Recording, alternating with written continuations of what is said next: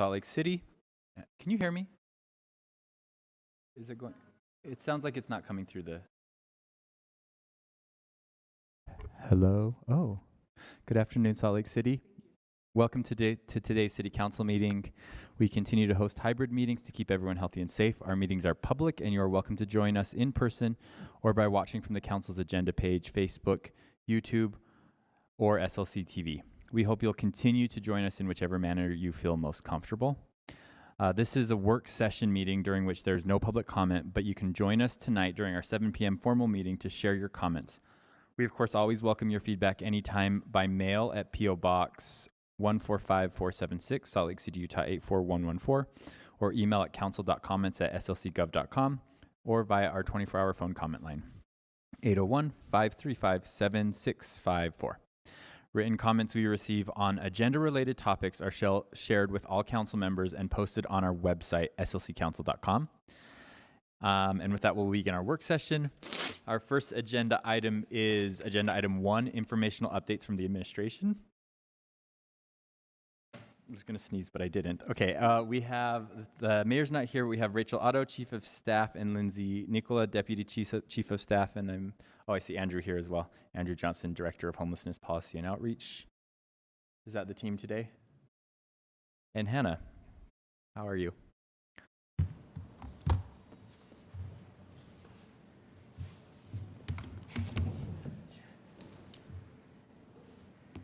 Thank you very much. Oh, thank you for pulling our slides up. We can just hop in, and I'll just give a brief update on where COVID numbers lie, which is flat across the United States for the last 2 weeks.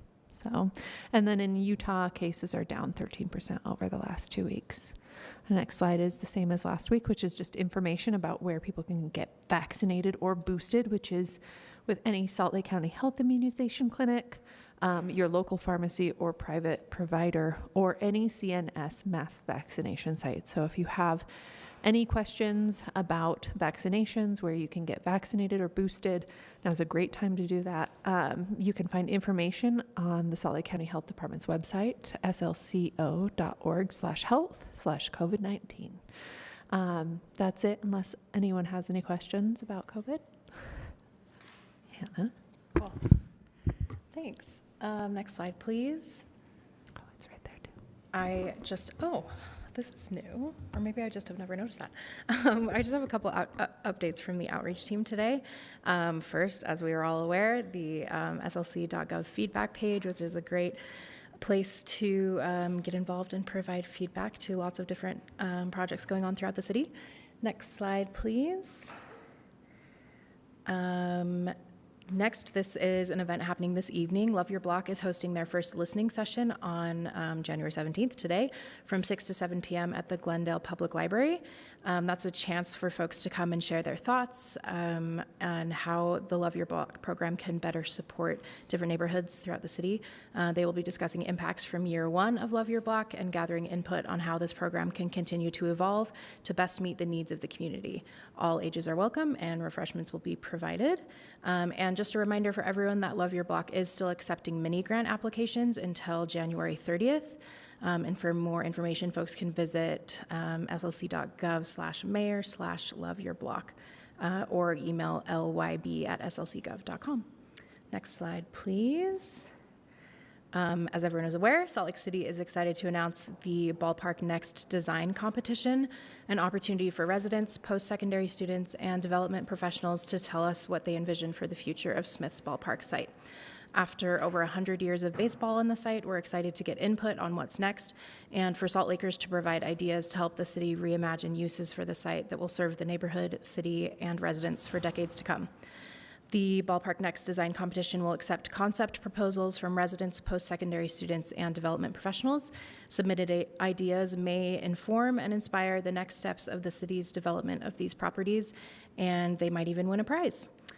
So that website is slc.gov/ballparknext, and there's also a link to that directly on the feedback page as well that I mentioned earlier. Next slide, please. Lastly, just wanted to remind everyone of our community outreach team's community office hours for the month of January. These are the remaining dates for the rest of the month. I'll be at Hatch Family Chocolates on Thursday, January 26th, which I'm very excited about. Come get some hot chocolate or sweets or whatever and chat with me. So yeah, that's all I have. Hannah. Next slide, please.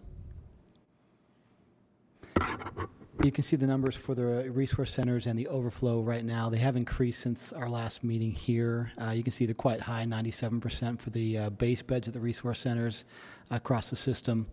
Flex beds are increased also to 86%. The Mill Creek overflow has gone up as well, 92%. And then St. Vincent de Paul continues to be pretty high. You can see the 53 average open beds per night. That's based on the base number with the overflow, not including Mayor Mendenhall, the other mayor's allowance for increased capacity. So that would be above and beyond that 53. The reason that right now the providers are not able to, they're reporting that they've actually had a decrease in their staffing in some capacities over the last few weeks from what they had previously, which is limiting their ability to increase to the maximum number of beds allowed under the emergency order. So we'll continue to monitor that. They are working hard to try and backfill those positions and find creative ways to fill them, but they are struggling with staffing still. Next slide. The rapid intervention team and encampment impact mitigation work continues. You'll see it on North Temple this week, near the western end, as well as 13 South underpass of the freeway.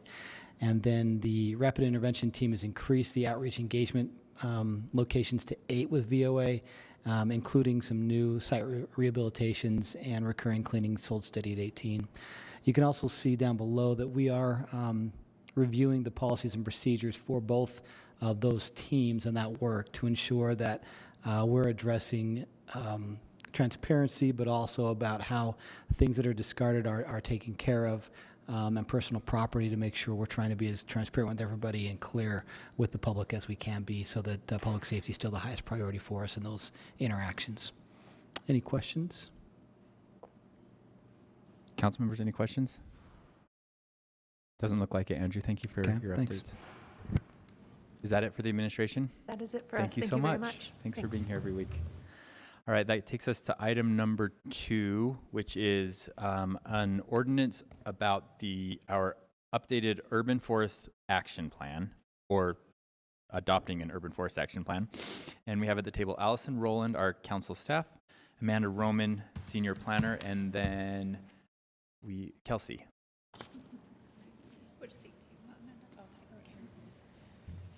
Amanda? Allison, do you want to start us off? Sure. Thank you, Mr. Chair. So as you mentioned, this is an opportunity to discuss and consider the full draft of the Urban Forest Action Plan for adoption. The plan's goal is to integrate urban design and urban forestry policies. Cindy Lou sent me vibes that I could feel over here. Sorry about that. Integrate urban design and urban forestry policies and ordinances to improve air quality and quality of life. It would accomplish this by developing a long-term strategy for expanding and capitalizing on the urban forest, offering policy directives for the existing urban forest through land use policy and management, establishing criteria for decision-making among competing uses for city streets, and providing guidance on urban forest priorities and preservation to planners, project reviewers, and inspectors. The action plan also outlines priorities for an eventual urban forest master plan, but this is the action plan that precedes it. You may remember, I think most of you saw earlier iterations of this plan, both in July 2022 and September 2021 when they were briefed. It's being led by the Planning Division, as you can tell from the staff here, and the Planning Commission reviewed it last October 26th and recommended it for adoption. I think Amanda is going to take us through the strategic direction, the goals, the objectives, the near, mid, and long-term actions. But I wanted to mention 2 implications if it is adopted. One is that the Planning Division would begin to implement the strategies through zoning ordinance amendments. These would influence initiatives across the city and guide private development petitions. Another implication is that it would imply long-term investment in alternative types of infrastructure to foster tree growth and tree health. So you will set the date tonight, if you so choose, in the formal meeting. There'll be a public hearing on February 21st and potential action on March 7th. Take it away. Thank you, Allison. Amanda, go ahead. Do they pull up the presentation? Yes. Can we get the slides? Thanks. Thanks. All right. And start on the next slide, please. All right, the goal of today is to receive an update and consider adopting the proposed Urban Forest Action Plan. The Planning Division, in collaboration with Urban Forestry, Public Utilities, and Sustainability, created the action plan to address the challenges the city faces during a period of rapid development. The action plan takes a holistic view of the issues, develops priorities, finds solutions, and builds a long-term plan of action. The urban forest is a modified natural system that intersects with many of the built shared systems, such as streets and public utilities.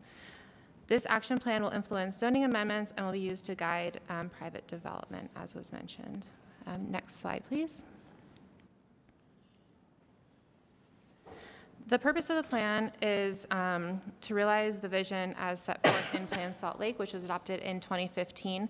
The plan calls for protecting our resources, enhancing our assets, and establishing a path forward. The Urban Forest Action Plan builds upon the goals of Plan Salt Lake and is one strategy to providing sustainable growth and equitable development. When Plan Salt Lake was adopted, residents named the urban forest as one of the city's greatest assets. In addition to the beautiful city guiding principle, the action plan is also specifically supported by the plan's neighborhoods, transportation and mobility, and air quality guiding principles. Next slide, please. Plan development, next slide. And these two will just touch on the review process. The project began a few years ago. The primary team was planning, urban forestry, utilities, and sustainability. There was a technical advisory committee and an internal working group. We've provided briefings to the Downtown Alliance, Planning Commission, and City Council a variety of times. And then on October 26th, the Planning Commission forwarded a positive recommendation for adoption. Next slide, please. Public engagement began in 2019, was paused during 2020 for in-person events. And then during 2020, we worked on the actual writing of the plan. The plan has been on the Planning Division's open house webpage for over a year, and we also presented and gained survey information from a variety of community councils, specifically on the west side. Next slide, please. Plan recommendations. Next slide. Thanks. Along with many of the seen and unseen benefits of a robust and healthy urban forest, the urban forest also helps us address past wrongs such as redlining, which we spoke a lot about in our previous briefing. But to acknowledge and touch on the practice again, in wealthier neighborhoods that were categorized as more desirable, the urban canopy is generally about twice as dense as lower income neighborhoods that were labeled as declining or hazardous.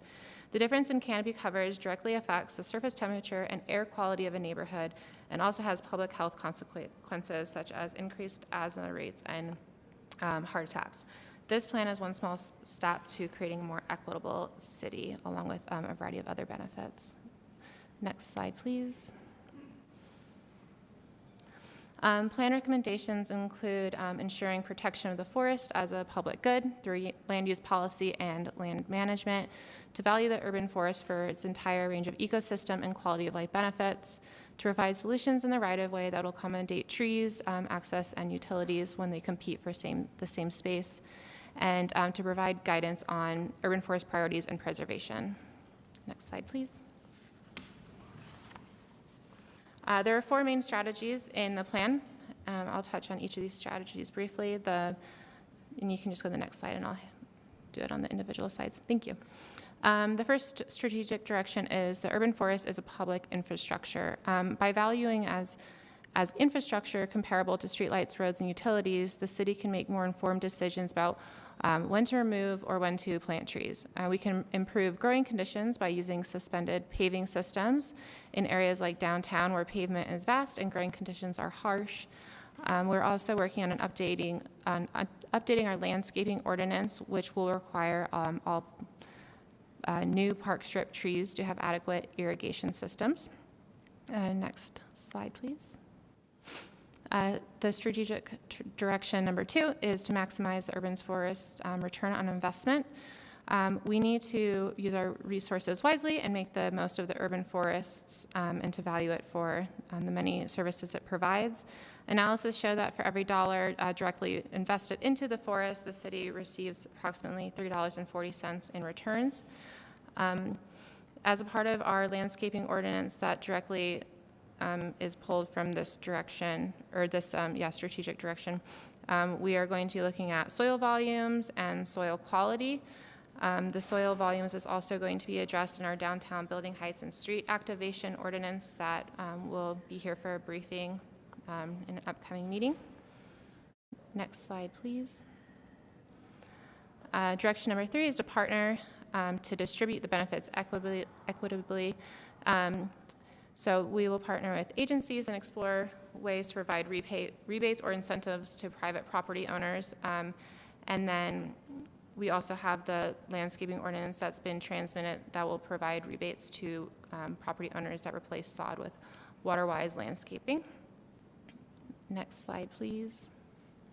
And then finally, to plan and design in the public interest. Rethinking our right-of-way and using urban design as a strategic tool to prioritize the quality of life in public spaces can produce both social and environmental benefits. The urban forest can add aesthetic contributions to our public spaces and create neighborhoods and business districts that are identifiable and unique. And then I am open for any questions or comments regarding the plan. Council members, does anyone, Councilmember Dugan? Thank you very much for the briefing and the oversight of the plan.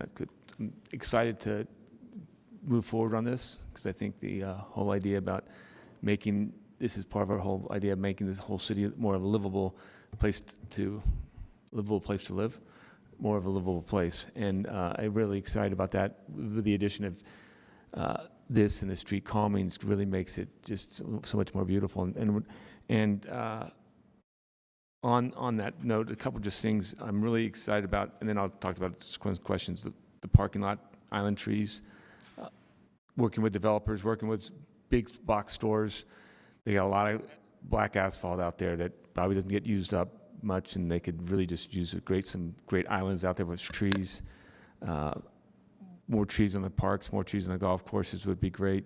We have some big streets, Foothills, Sunnyside, Redwood Road, North Temple, that could all use a lot of trees there to just calm the whole atmosphere down. And working with the developers to partner with them to, hey, let's see some of your ideas and maybe some funding to support that too in your own spaces. And then also that helps to reduce the stormwater management, which I really appreciate. So now all that work, so the cost and the additional FTEs, how's that going to impact the budget, and how's that going to play out? Yeah, thank you for that question, Councilmember Dugan. The urban forester actually just walked into the room, so I'm going to swap spots with him. Okay, just one moment. I think Tony heard all those questions, so. It's Tony Glayat, right? Yes. Glayat? Hi, everyone. I'm sorry. Could you succinctly repeat that? Just the questions on, we got a lot of great work coming up.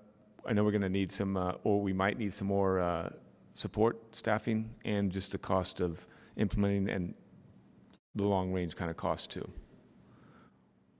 Yeah, well, I would say, first and foremost, the Urban Forest Action Plan really lays the groundwork for prioritizing urban forestry across all city departments, and that doesn't necessarily have a cost associated with it in terms of FTEs or additional spending that I can speak to outside of the urban forestry division. I think that there's a potential for additional resources to be added in a number of different departments to help us meet some of the goals we're trying to meet through urban forest growth. As it pertains to the urban forestry division itself, I would say that over the last handful of years, there's been significant investment in this division to the extent that we do not need a lot more staffing to accomplish the goals that are laid out in the Urban Forest Action Plan. We do need things like perhaps an urban forest master plan that can really kind of flesh out some of the more high-value strategies that are outlined in the action plan. And over time, as the city's urban forest grows, if we have success in doing that, then additional staff for maintenance of our urban forest is probably going to be beneficial. But that's probably a number of years out at this point.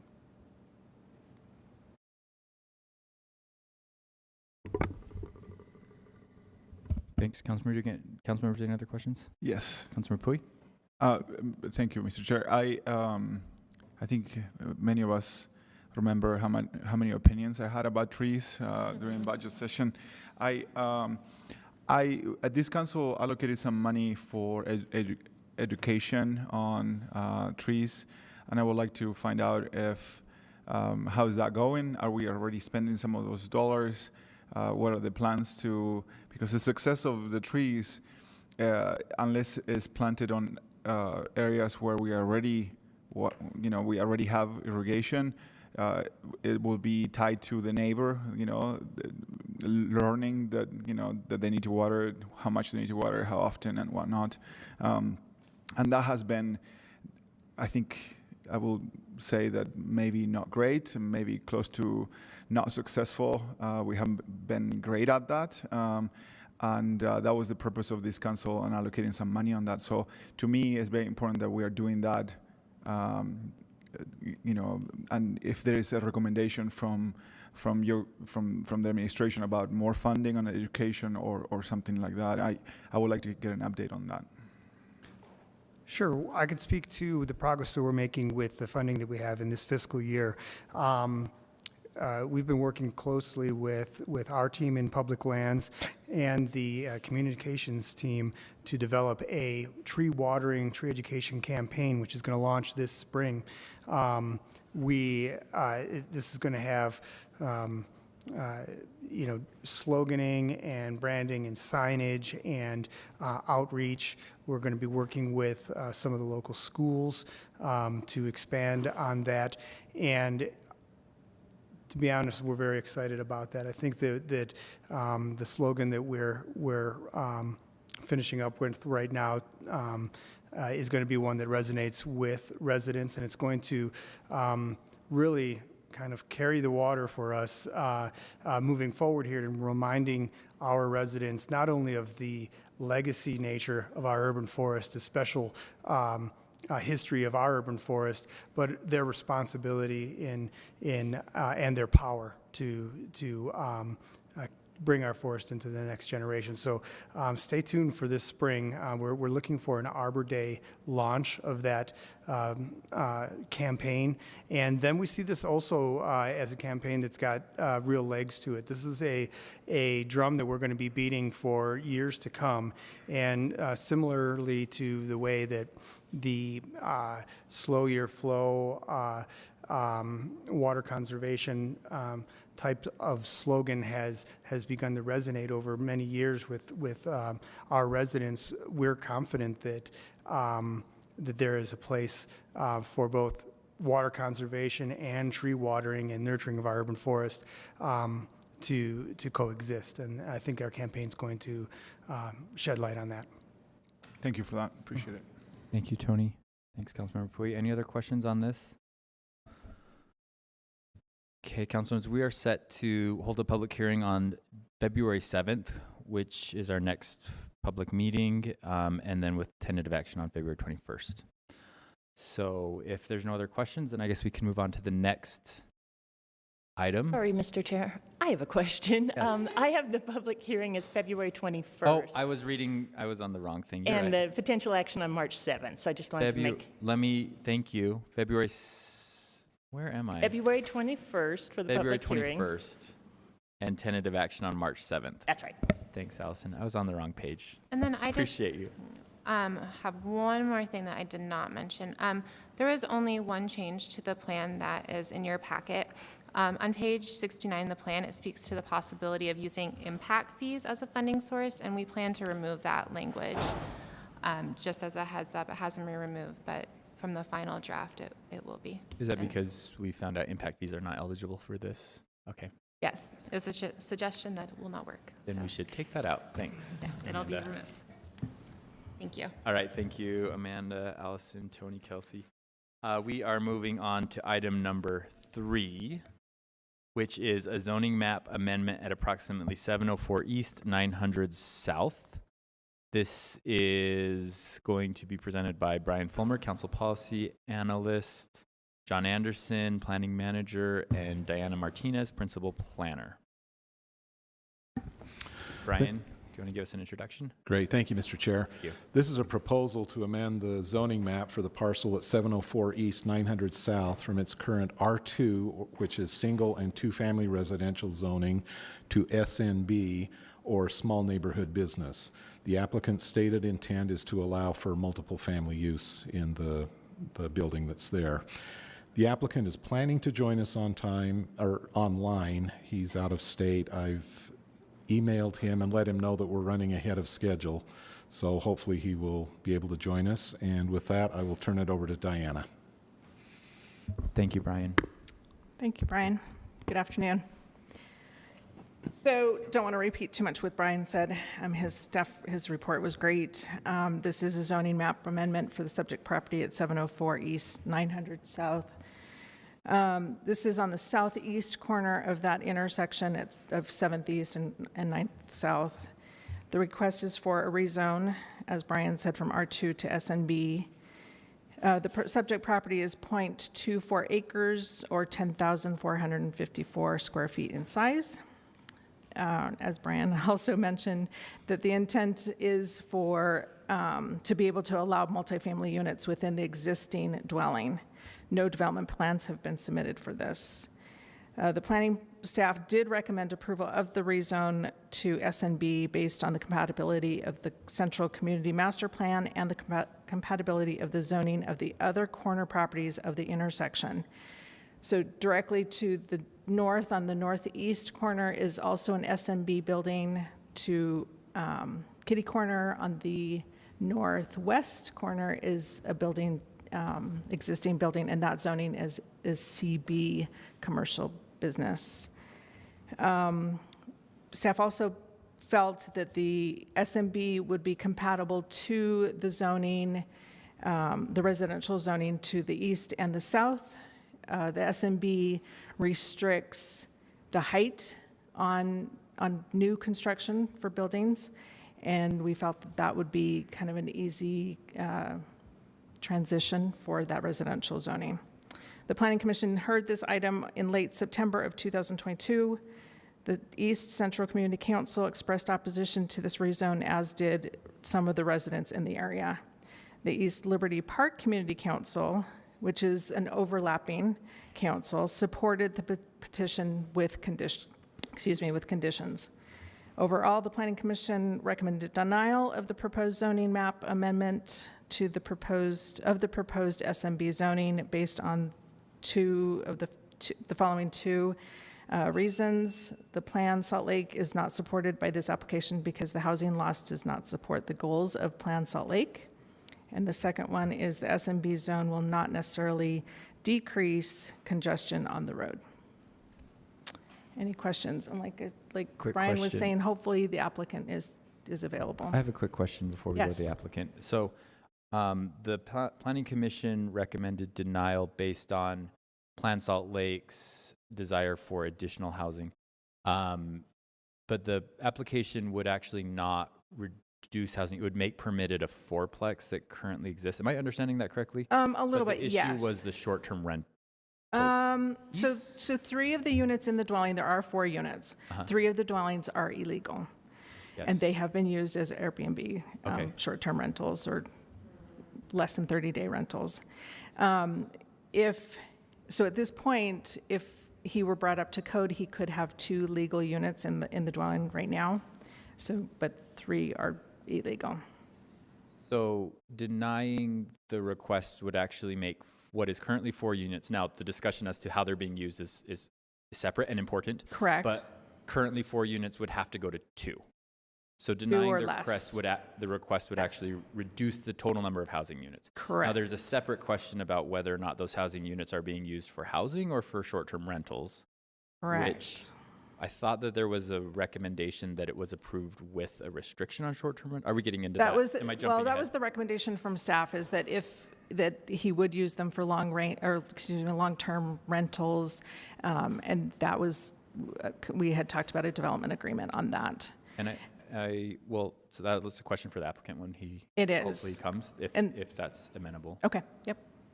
Okay, any other questions before we, John, did you have something, or are we Oh, going I was straight just to going to mention that the property is under enforcement, so for Right. the use of the short-term rentals. Yeah, correct. Yes. It has already been, it's a compliance division thing, right? Yes.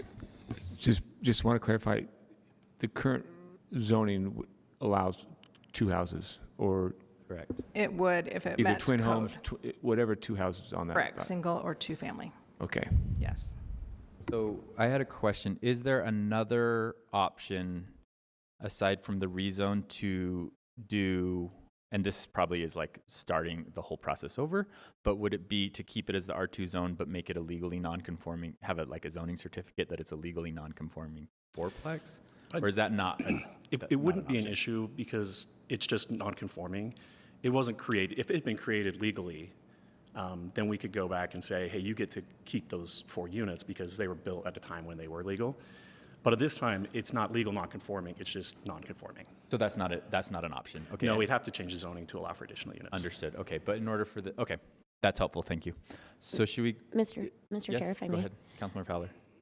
So the idea, just to make, sorry, I'm probably beating a dead horse and I don't mean to, but the plan is not that we would like tear down and build something else. The plan is just to get him back into compliance in some ways by allowing what's already there as of right now. That is sort of what the plan is. In working with staff, that has been the plan, that he would keep the existing house and we would try to get the units to be legal. However, if this rezone does go through, he does have the He would have ability right to tear it down. To do whatever Yes. that Yeah, it's conforms not with that. Correct. I love this house so much. Yeah, it's a beautiful house. In the small business neighborhood, right? Third business. Neighborhood business allows businesses and multi-family dwelling also. Correct. So Also allows short-term rentals. It would not. It does not. no. Oh, It would small not. neighborhood business does not? Correct. It would have to be long-term still. Oh, But okay, he so- has the potential to have the multifamily for 4 units. Multifamily for 4 units. And- Okay, so the adding the additional restriction for the short-term rentals is the belt and suspenders thing. Yeah, Or it's just to keep unnecessary. him in line to not have to go through code enforcement continuously, that he would stop the short-term rental. Okay, so even if it's, thank you for clarifying that. Even if we rezone to SNB and put no development agreement about short-term rentals, it's still not allowed to do short-term Correct. rentals. Correct. Okay, Yes. that's, But you could also just flatten this place and put in businesses without any housing also with To a limitation. but it would be housing loss mitigation at that point, Yes. right? Exactly. He Right. would have to go through housing mitigation. And there would be a height restriction, so there is, and he would have to go through development review process with the planning commission. Right. So. Yeah, I mean, but that's still on the table because it's a rezone question, not a what he's going to do with it. Yes. There, Mr. Chair, I have another Councilmember Fowler? another question. So how many units are there in there right now again? 4. There is a total of 4. Yes. Okay. Okay, got it. Okay, so why don't we go to the applicant? Hopefully, it's Mr. Ali Glico. hopefully you're here and heard some of those questions and are able to kind of respond to them. But you have our policies that the applicant has 5 minutes if you would like to take it.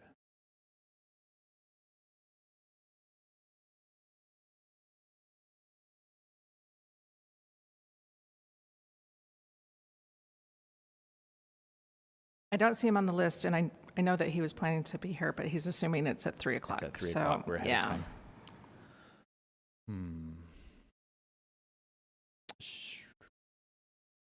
I wonder if we come back to it. I think it's probably fair to give the applicant the time to respond to those questions. That would be great. Is that all right with council members? Okay. Let's move on to item number 4 then. Is that applicant here? We're now really ahead of time.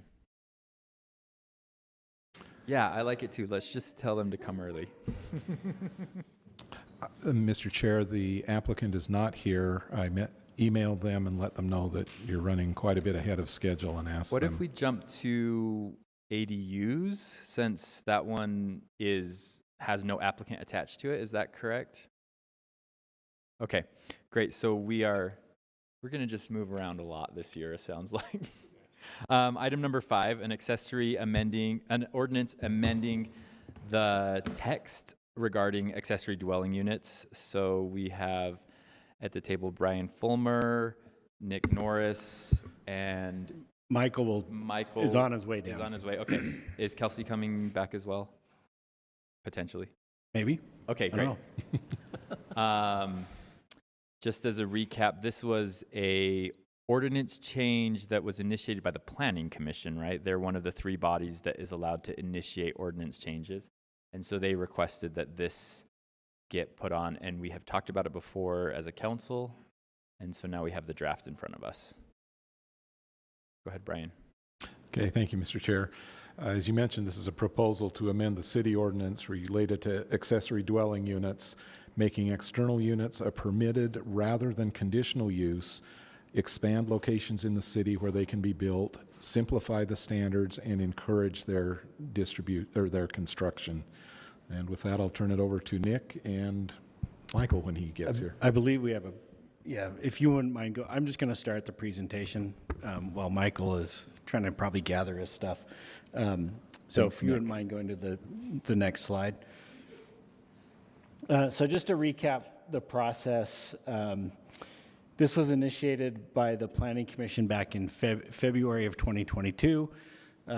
We also briefed the City Council last, I think it was March, maybe, February or March, right around the same time. That happened to get some input on what to include in that proposal. And we went through that process of drafting the code and the proposal to start, and then went to the Planning Commission in late summer, early fall of 2022. Next slide. I started your presentation, so. Sorry, Michael. Summary of amendments. Okay. Thank you for running down. Okay. So if we could go to, okay. All right. So the proposed amendment would completely strike the current ADU ordinance and replace it with a new one. There would also be small changes to some other sections of the zoning ordinance. The changes are summarized on this slide.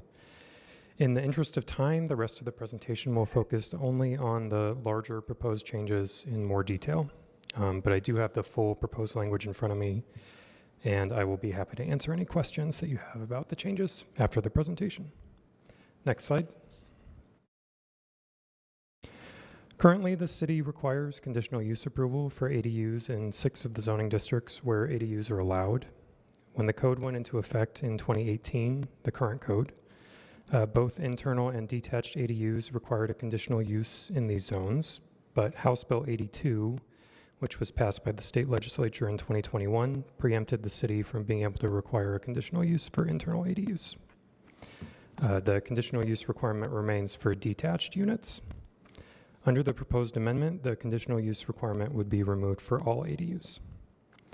Conditional uses generally require a minimum of 3 months to process, although they often take up to 6 months. They also require a filing fee of $856 for fiscal year 2023, plus the cost of postage to send mailed notices to property owners and residents within 300 feet of the subject property. The processing time and financial costs present an obstacle to many who wish to construct an ADU. State law requires that the city approve a conditional use if potential negative impacts of the use have been reasonably mitigated. ADUs are subject to specific standards regarding bulk, height, and yards, as well as other requirements that are designed to mitigate negative impacts. As a result, the Planning Commission rarely denies a conditional use application for an ADU and generally do not require changes to meet the parameters for conditional use approval. The utility of requiring a conditional use is consequently limited for the city, applicant, neighboring property owners, and residents. Next slide. Can I just ask this quick question, Mike? Sure. You said rarely. Have we ever? So actually, none have ever been denied flat out. Yes. Okay, thanks. Thank you. So of all the ADU applications, and I know this because when I was on the Planning Commission, we had like 5 a meeting. In the last 4 years or however long they've been happening as conditional uses, 0 have been denied. So it has been an administrative process that, I'm just summarizing, it's been an administrative process that has resulted in a 0 change in what would have happened anyway, but just made time and money for the applicants. Can I Yeah. ask a follow-up question, Mr. Chair? So did the conditional use come out of the council wanting the conditional use there as part of the ordinance? Like, you had to go through that process? Just looking at some procedural process here. Like, did we decide that? And then I remember the state coming back and being like, hey, you can't do that, and all of that part. But initially, was that something that, to get I was new on the council when we very first passed the ADU ordinance, but that was one of our conditions, right? The council asked for some process for there to be a public input, and the conditional use process was the only one that actually really made sense for approving a use. Okay. Yeah. But now we can't do that anyway because the state came in and said, haha, just kidding. When it's internal to the principal dwelling or attached to the principal dwelling, they're permitted under state code. Okay. Yeah. External ones, we could If they're they're still a part of that conditional use process. That's right. And that's been going on for about 1.5 years now. Okay. So. And there's one more nuance, right? That the conditional use currently is only on single family zones. Anytime there's a multifamily, it's already a permitted use. So any of the RMF zones, that issue would not change. And in any zone that allows a duplex. So R2 zones. SR1A, SR1, R2, Okay. et cetera. Essentially, that process through conditional use with the external ADUs probably, and you may be getting there already, and we're jumping the guns, but probably doesn't affect a lot of the city. Is that right? Well, there's a lot of R1 zones. In the Yeah. city. So Still are ones. Okay. Yep. Okay. Thanks. I'll let you finish your presentation. I apologize. This might rehash some of what we just talked about. But, okay. This map shows in orange where conditional use is required today for a detached ADU. Zones colored in green permit both internal and detached ADUs without a conditional use process, and areas in gray do not allow ADUs. The zones that require conditional use are the city's 3 single-family residential districts, as well as the 3 foothills residential districts, all of which generally permit only single-family dwellings. Zones that permit both types of ADUs without a conditional use are those that allow for duplex and multifamily residential by right. As you can see, a conditional use approval would be required for an ADU on a significant portion of the city's land. Next slide.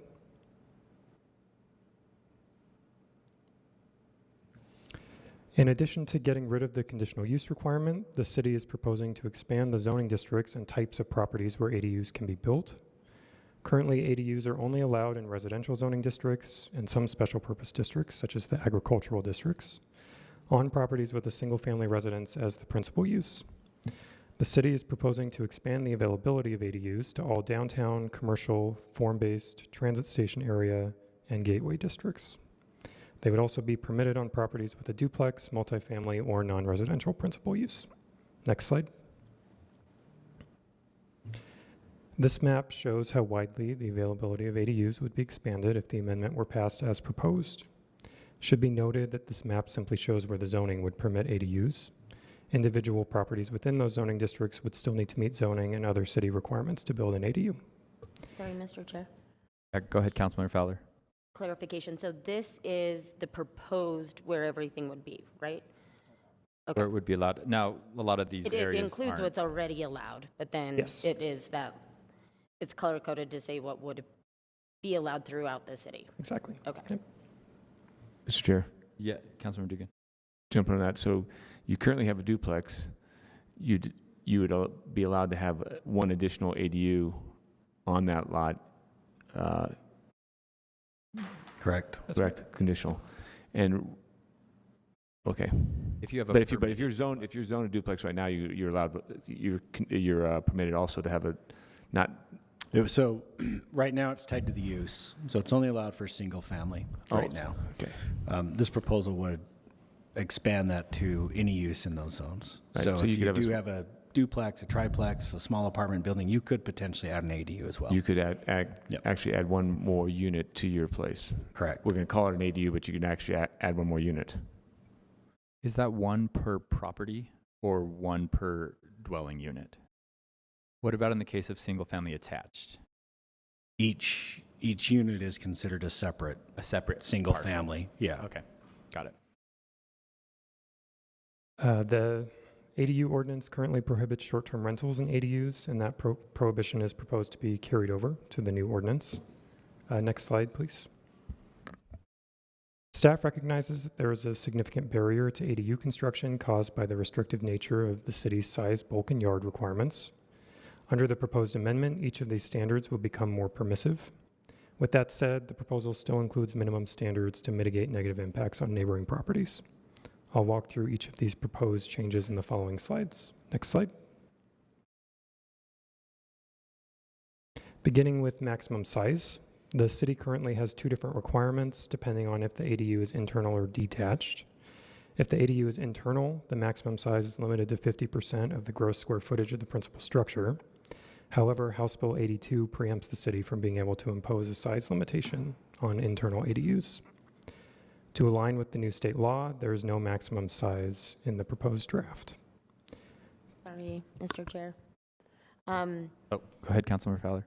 Does that mean, does HB 82 say we can't have a maximum? Okay, so we kind of have to do that anyway. Correct. Okay. This is for internal ADUs only. Yes. For detached ADUs, the city currently allows for a maximum size of 50% of the footprint of the principal structure, up to 650 square feet. In the proposed draft, the city is proposing to increase the maximum allowable size to 1,000 square feet. Staff originally proposed a maximum of 720 square feet, which would have aligned with the maximum size that is permitted for other accessory buildings in single-family residential zones. At the hearing, the Planning Commission added a condition to increase the proposed maximum so that, so that it would be more feasible for family-sized ADUs to be built. The maximum size would also no longer be tied to the footprint of the principal structure. If the lot is larger than 12,000 square feet in size, located in a non-residential zoning district, or part of a planned development with 4 residential units or more, the ADU could be up to 1,200 square feet in size. Next slide. The maximum height of a detached ADU is currently limited to 17 feet or the height of the principal structure, whichever is less. If the principal structure is taller than 17 feet, the ADU is allowed to be the same height up to 24 feet. The city is proposing to keep the same maximum height of 17 feet, but remove the limitation that the ADU has to be the same height as the principal building or less. We are also proposing that a height of up to 24 feet be allowed if there is a commensurate increase in setback from side and rear property lines. Sure. Can I ask a quick question on that? So 17 feet is allowed is that with the 4-foot setback or the 10? It's changing. So it's 3 feet. This will be on the next slide, but it's 3 feet. Sorry. It's okay. It's 3 feet from side and interior side and rear, and then it would be 10 feet from corner side. From corner side. Okay.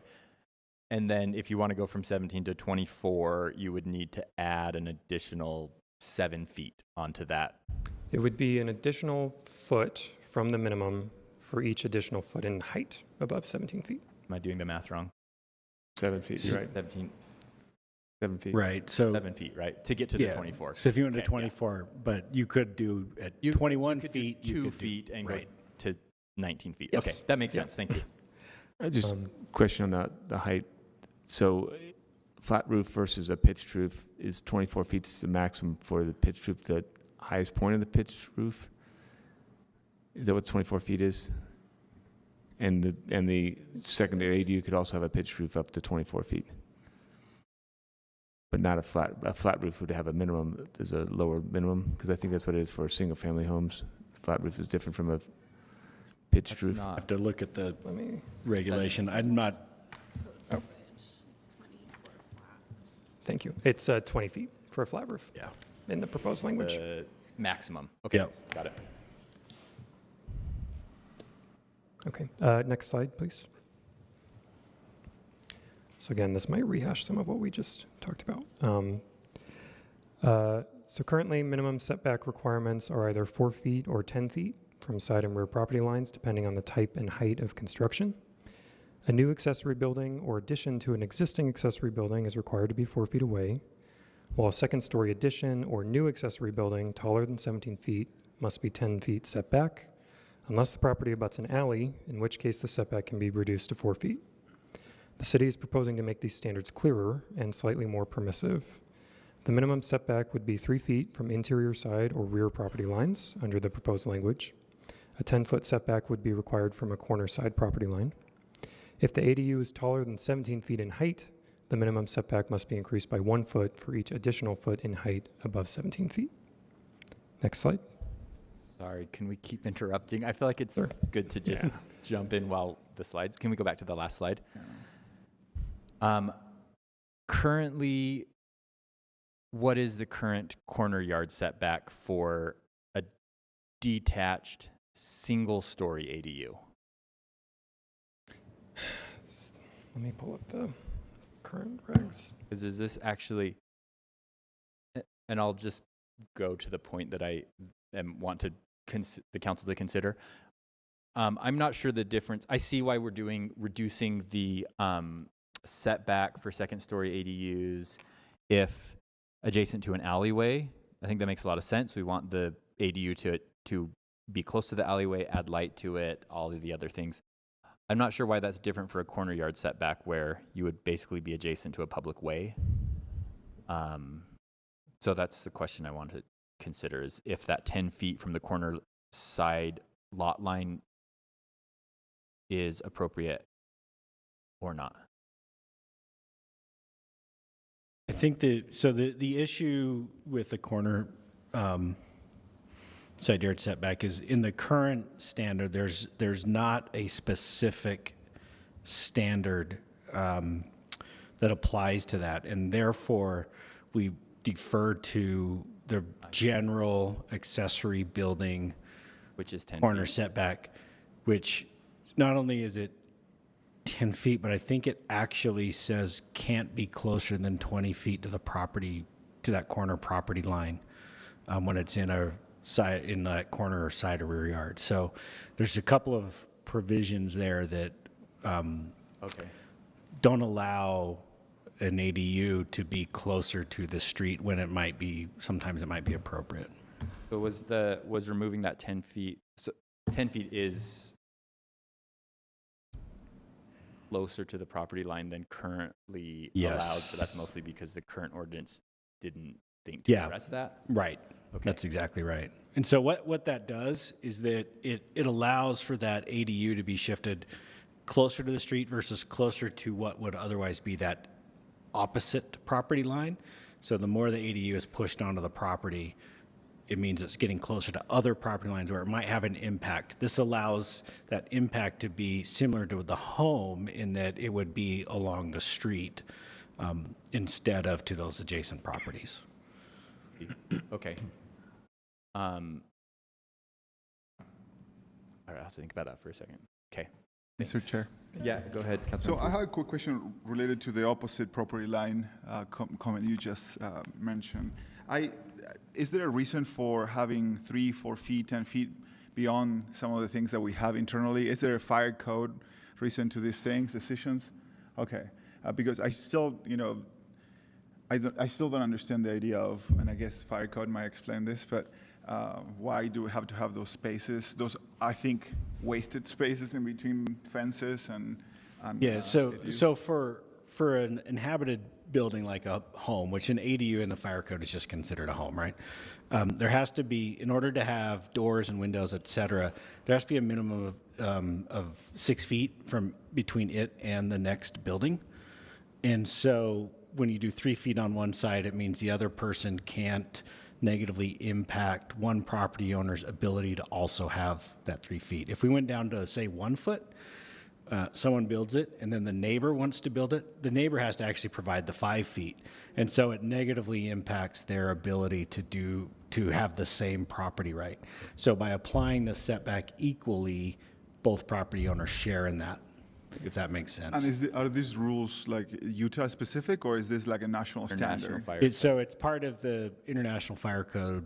It's not going to be in the fire code. It's part of the building code that's adopted at the state level, and we don't have any ability to adopt anything different than that.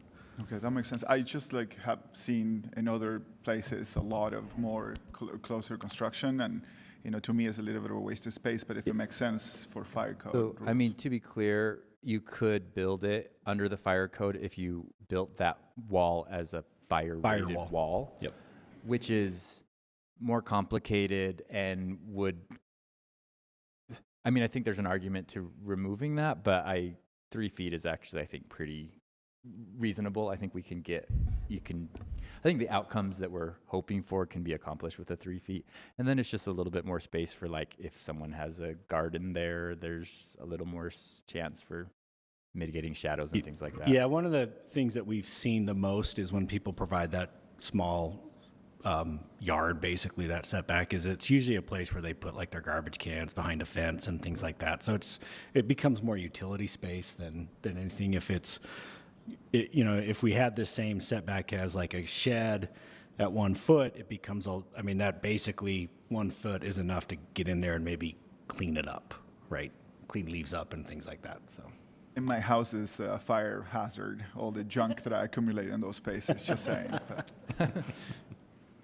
That does bring up a question, though. Sorry, we're going down a rabbit hole. No, yeah. But if someone builds a shed 1 foot away from the property line, then the adjacent property owner would have to be 5 feet away from that shed. Because it's not an inhabitable building, it's not subject to the same rules. You're right. Okay, that makes sense. Councilmember Dugan? This is ADUs. What are the restrictions for a detached garage? Are they the same as this? They're 1 foot. 1 foot for a detached garage? From the property line. In the rear yard. Yeah. In the rear yard? Yeah. Okay. Because Councilmember Puig likes 3 feet or less. I lean the other direction, but we'll get. I have some other questions about other things, so I'll let you continue. And I have a. Okay. Sorry to keep interrupting, but this has been productive so far. Thanks for bearing with us. Go ahead, Michael. Can we go to the next slide?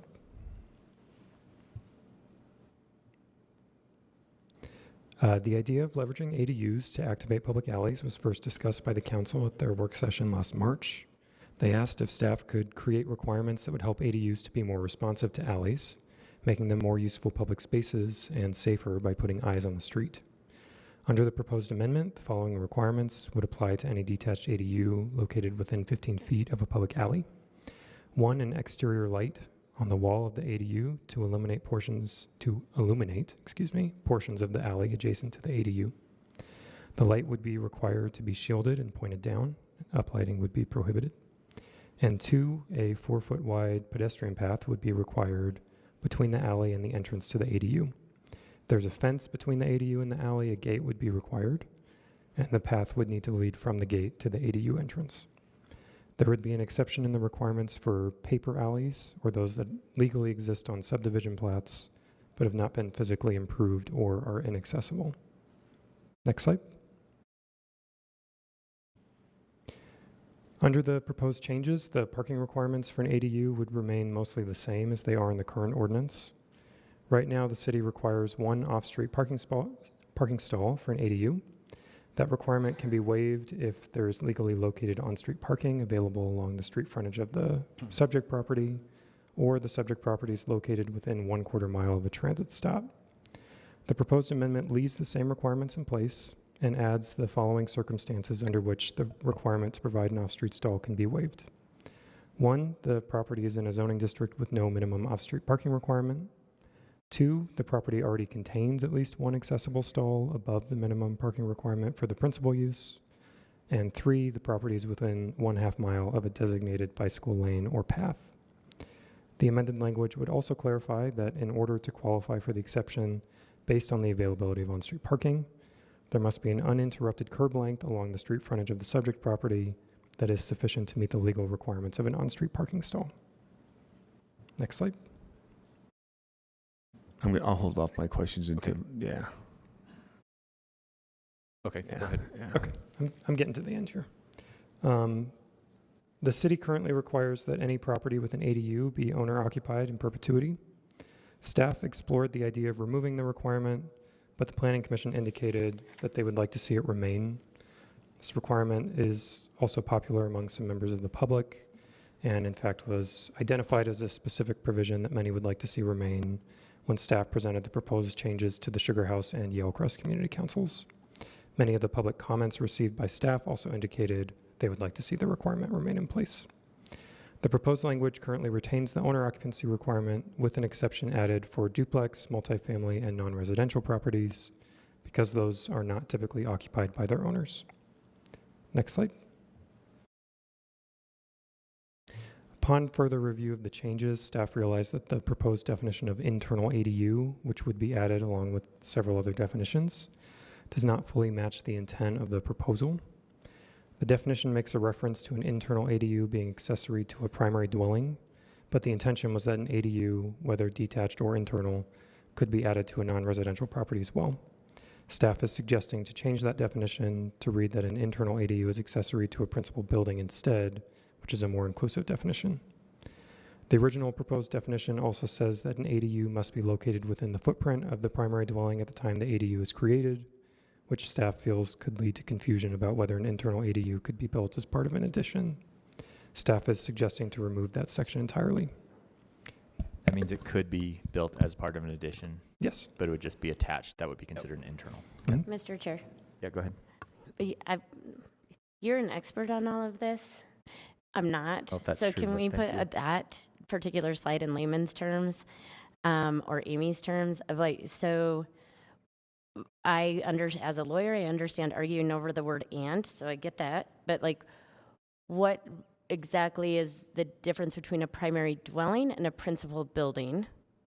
Primary dwelling refers to a specific use, and we wanted to be inclusive of non-residential, and the dwelling is a residential use. So if I had a storefront and it was a principal building, like if it was, the local corner market or something, I potentially could put an ADU behind that and have that be for housing of some sort. Going back with how this intersects with the idea that you have to have a principal occupier, right? That we have, right now, you have to have somebody that owns the building to be there. How does that work if I don't actually live at my store, but I have the store and I own the store? And then, how do those two play together? Because it seems like they would contradict one another in some ways. We added an exception to the owner occupancy requirement for duplex, multifamily, and non-residential properties. Okay. So it would only be I required don't for think I saw that or single family. realized that. I think it. Okay. So, and then, sorry. Okay. That's it for now. Thanks. Okay. Well, that's actually the end of my presentation. Oh, wow. Thank you. I'm happy to take any additional questions. Okay, I think we probably have a lot of questions on that. Yeah. Councilor Dugan, you had indicated, and I'll then start. we I'll start went with in. the last slide, the slide before this on the parking side of the house. when I look through the different neighborhoods, and we have a lot of neighborhoods that with smaller, older houses, they don't always have a driveway, they don't always have a garage on their house, and they're in small streets, and there's the on-street parking is already tight for those areas, and I'm concerned that you add another place, residency in there, without a requirement for off-street parking, and then we just compound the problem with parking. So I'm in favor of requiring a off-street parking spot for the additional ADU, because I look some of these neighborhoods, and some of them are very tight because they have no garages, because they're older and no driveway. So to eliminate that, I think we're causing more problems than good by not requiring an off-street parking location. So if I could just clarify, so there already is an exception in the current ordinance for if you have street parking in front of your... So I look at your list here and I go, within a half mile of a designated bike lane and path, every street is a bike lane. We can always confirm that every street's a bike lane and a path, and I think that is a really, that was a weak thing, the location within quarter mile. And I understand that we don't want to make this a car-centric area, but we do have cars in these areas and on these smaller streets already. Making it a transit stop, the frequency of the transit stop's not within rapid frequencies. If it's 30 minutes, 15 minutes, it's still not there. Yes, you can park on the street, but already everybody else is parking on the street because they all don't have a garage or driveway. So that already is just exacerbating the problem. So I really think that no matter where you are on this single-family zone residency, you should be required to have a spot for that unit. And if you can't, are you suggesting we take away all of the exceptions to the off-street parking requirement? For the ADU, or all ADUs, or just for single-family zones? Single-family zones ADUs, because I think the multi-family zones ADUs already probably have some off-street parking requirements there. If you have a duplex, because if you Not look all at of them, some would have a zero parking requirement in some zones. Well, TSA zones and form-based. Yeah, I'm looking more at the single-family zones because they're already on smaller houses or smaller streets with a lot of parked cars.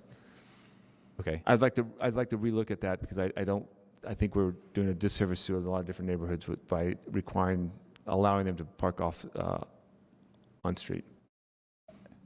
I think I ideologically disagree with the point in general. I do believe that or don't disagree with. I do disagree with. You disagree, okay. Councilmember Dugan's point. I think that we are trying to solve a problem that is hypothetical right now because,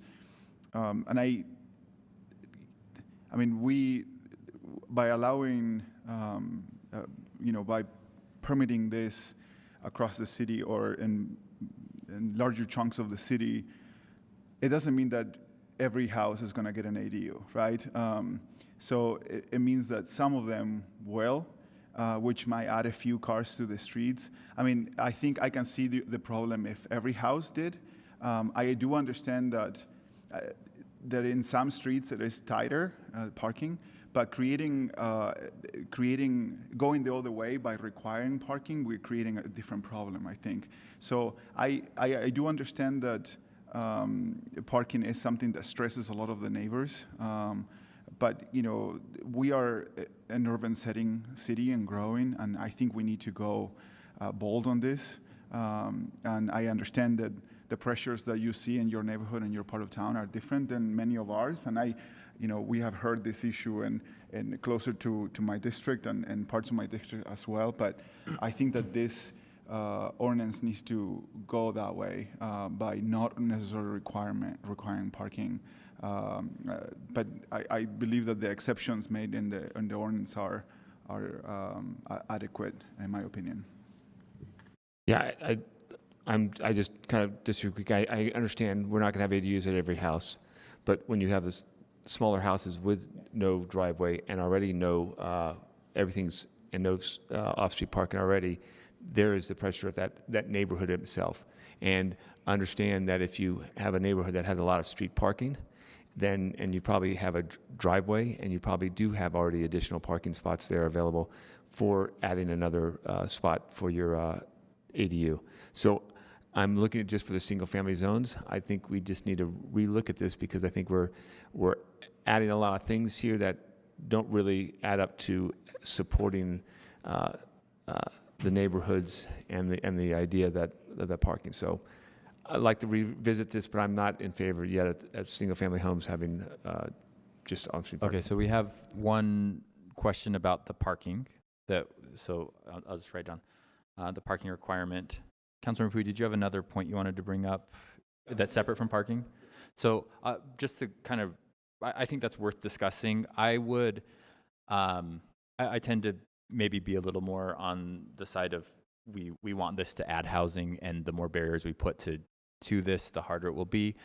Though the one thing, I mean, I think I could get piecemeal and look at maybe one or two of these things, these new exceptions not being added in, but I wouldn't want to take away them all. I think a lot of them are really make a lot of sense. So I may be able to be somewhere in between the two, but I definitely don't want to say there's never an exception to the off-street parking ordinance, even if you're right next to a transit stop or whatever else. So I think I could be somewhere in the middle. Councilmember Fowler, did you? Well, Chris was first, but Okay. I do have a follow-up on the parking stuff when we're there again after Chris. But Okay. he was first. Thank you. Go ahead, Councilman Warden. Thanks. I've been a longtime supporter of ADUs through lots of controversy and lots of iterations, and I absolutely have been an evangelist for ADUs as a tool to help us with our housing problem. But there are areas of the avenues, the lower avenues, where there already are, apartment buildings next to single-family houses, next to duplexes that have significant, we're talking about, quarter the size of other blocks in some instances, where I really am concerned, not just in the avenues in Marmalade and in Guadalupe, where also these are areas that are constantly being hit by like events in the area. I know in my neighborhood in Marmalade, all of the streets between the conference center and my house, which is on 6 North, are full every time that there's any event at the conference center. And I worry about not having any parking requirements for those areas. It's not just that it's inconvenient for neighbors, it's going to make it so that some people can't access their own homes because they're going to have to park on a down at the bottom of a steep hill, and they're not going to be able to get into their home because they're not going to have the ability to get up that hill. So I think there's a way to come up with something, and I don't want to create more work and have it be a case-by-case basis. I really don't. But there are areas where, you can touch in between the two houses. They don't have driveways. There's no way that this is going to be a successful ADU if we don't have some kind of parking fix that isn't this broad of a brush. So I'm not sure how we make those zones. I don't want to make it a case-by-case basis, but I can't support it if it doesn't have more consideration for those areas.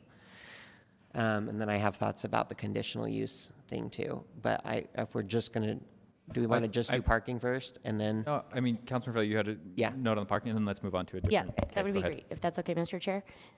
Because to follow up directly on what Chris, Councilmember Wharton was talking about, I was thinking about all of this, and, I'm not a proponent of required parking. I think we've been down that. I am definitely a proponent of ADUs. Been through all of that controversy after years of you guys working on this ordinance and finally getting it passed. But it made me think, and I'm going to speak anecdotally, but it made me think of the neighborhood off of 700 East in Wilmington, which we were just at. Brian was with me, Julie was with me, where there really are no driveways in these houses.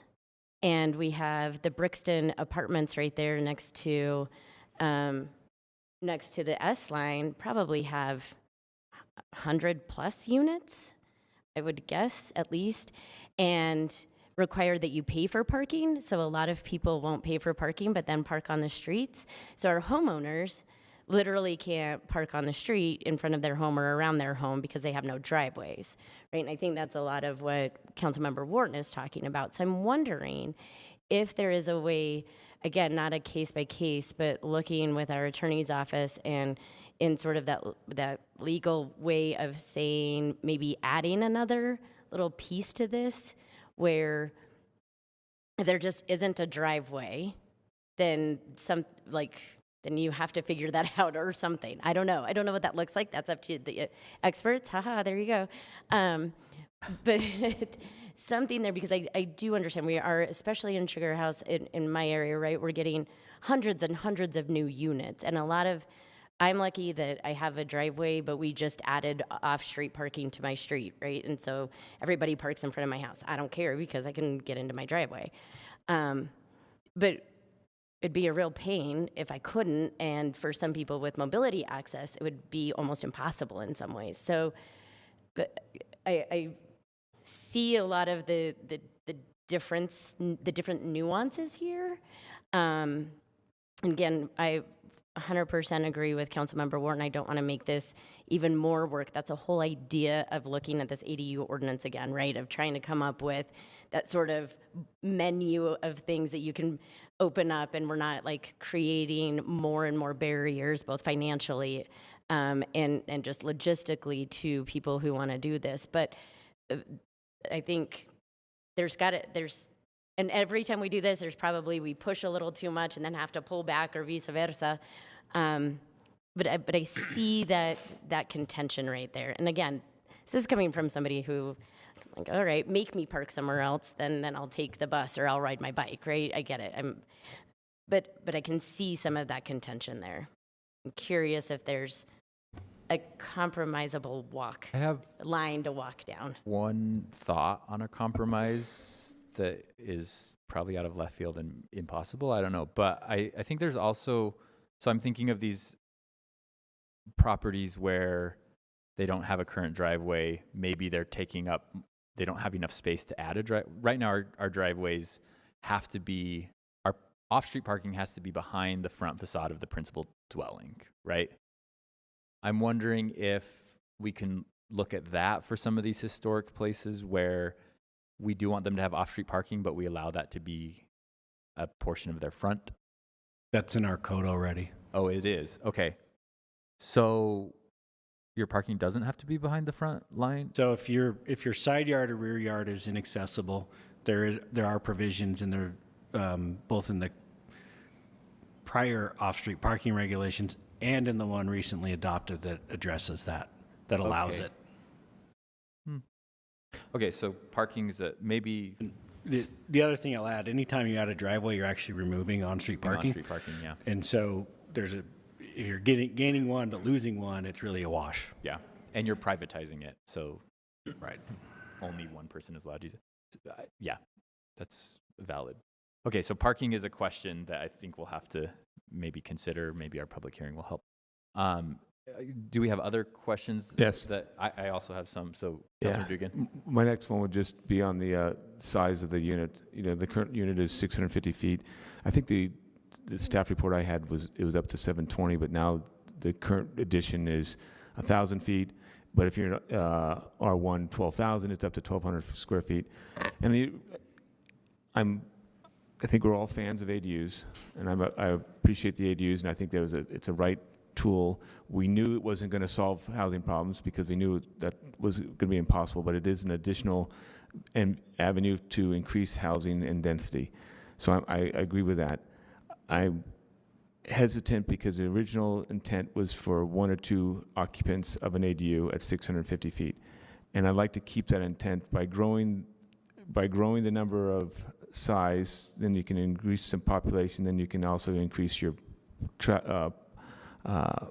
car problem, because then you could actually more people living could increase the cars. But also now you're really taking more character. 1 or 2 people I can see, adding the bigger space back there really does impact not only your lot, but also the neighbors here around you. So I think I'm more in favor of keeping the 650, maybe increasing it to 700 or so, but 1,000 feet is a little too much for me, and 1,200 feet is also a little too much for me for the neighborhoods. And just to clarify, that was a recommendation from the Planning Commission to increase that from the staff proposal of 720. Was the lots over 12,000 square feet also a planning commission addition, or was that already in the? Yeah. That was already in the? Gone up to the lots. 1,200 square feet. Oh, that was in the original one? Yeah, the 1,200 square foot. Oh, I didn't realize that was in, I didn't read it, that part of it. But the base requirement of 720 going up to 1,000 is a planning commission addition, not a staff. Correct. So, I think that if you have a giant lot, 12,000 square feet is a giant lot. I consider that a giant lot. So if you have that big of a lot, I think allowing your ADU to be a little bit larger makes sense. I maybe could be convinced that the 720 was the correct number in the beginning. 720 is big enough to have like a 2-bedroom compact, but a 2-bedroom unit. So I'm open to this discussion. Yeah, I'm not in favor of the 1,000 feet. I'm open to. I'm also not, I don't have any concerns with the size of the... With the 720? Or going higher. Or going higher. Yeah. I would be okay going higher as well, but if that's a sticking point, I think that the 720 can accomplish a reasonable, moderate-sized 2-bedroom apartment, which is, I think, kind of what we're trying to hit here. That's my thought, though. Any other discussion on the size? I have another... Yeah. So I would be okay with that. The one thing that I do want to change, and I know this is somewhat controversial, is I think we need to get rid of the owner occupancy requirement. That is, to me, the biggest barrier for these to become a tool to create housing. The types of units that would actually construct these and use them as housing that would change our housing stock are houses that are already being used as rentals. And so I think we have to open it up to that segment of the housing market in order for this to ever become a tool that can increase housing stock. I think saying that even if somebody lives in the house right now, it's a pretty significant disincentive. The owner occupancy requirement is a pretty significant disincentive to building this, because that means you can either never move, or when you do, you must sell the property. And then when you sell that, you can only sell it to somebody that is also willing to live there as an owner occupant. And so I think it would make me question whether or not it makes sense, not knowing where I'll be in 10 years or 20 years. So I would like to remove that. I know that's controversial, but I think I could give on some of the size things and maybe even the parking, but I think that owner occupancy requirement is the biggest barrier to this helping our housing stock. And I agree with you, but until we are able to enforce our short-term rental problem, I'm not feeling comfortable releasing that piece. And I know that we are, as a city, we're working on that to get some tools from the state this session. So right now, so I will be scared of opening that door, because if not, the incentive is to turn this city into short-term rental. I don't want to name a company, short-term rental central. So I see those as two separate things, because the owner occupancy means that one of the two has to be occupied by the primary dwelling, correct, by primary resident, but that doesn't say anything about short-term rentals. Those are already not allowed, right, under the current and the proposed ordinance.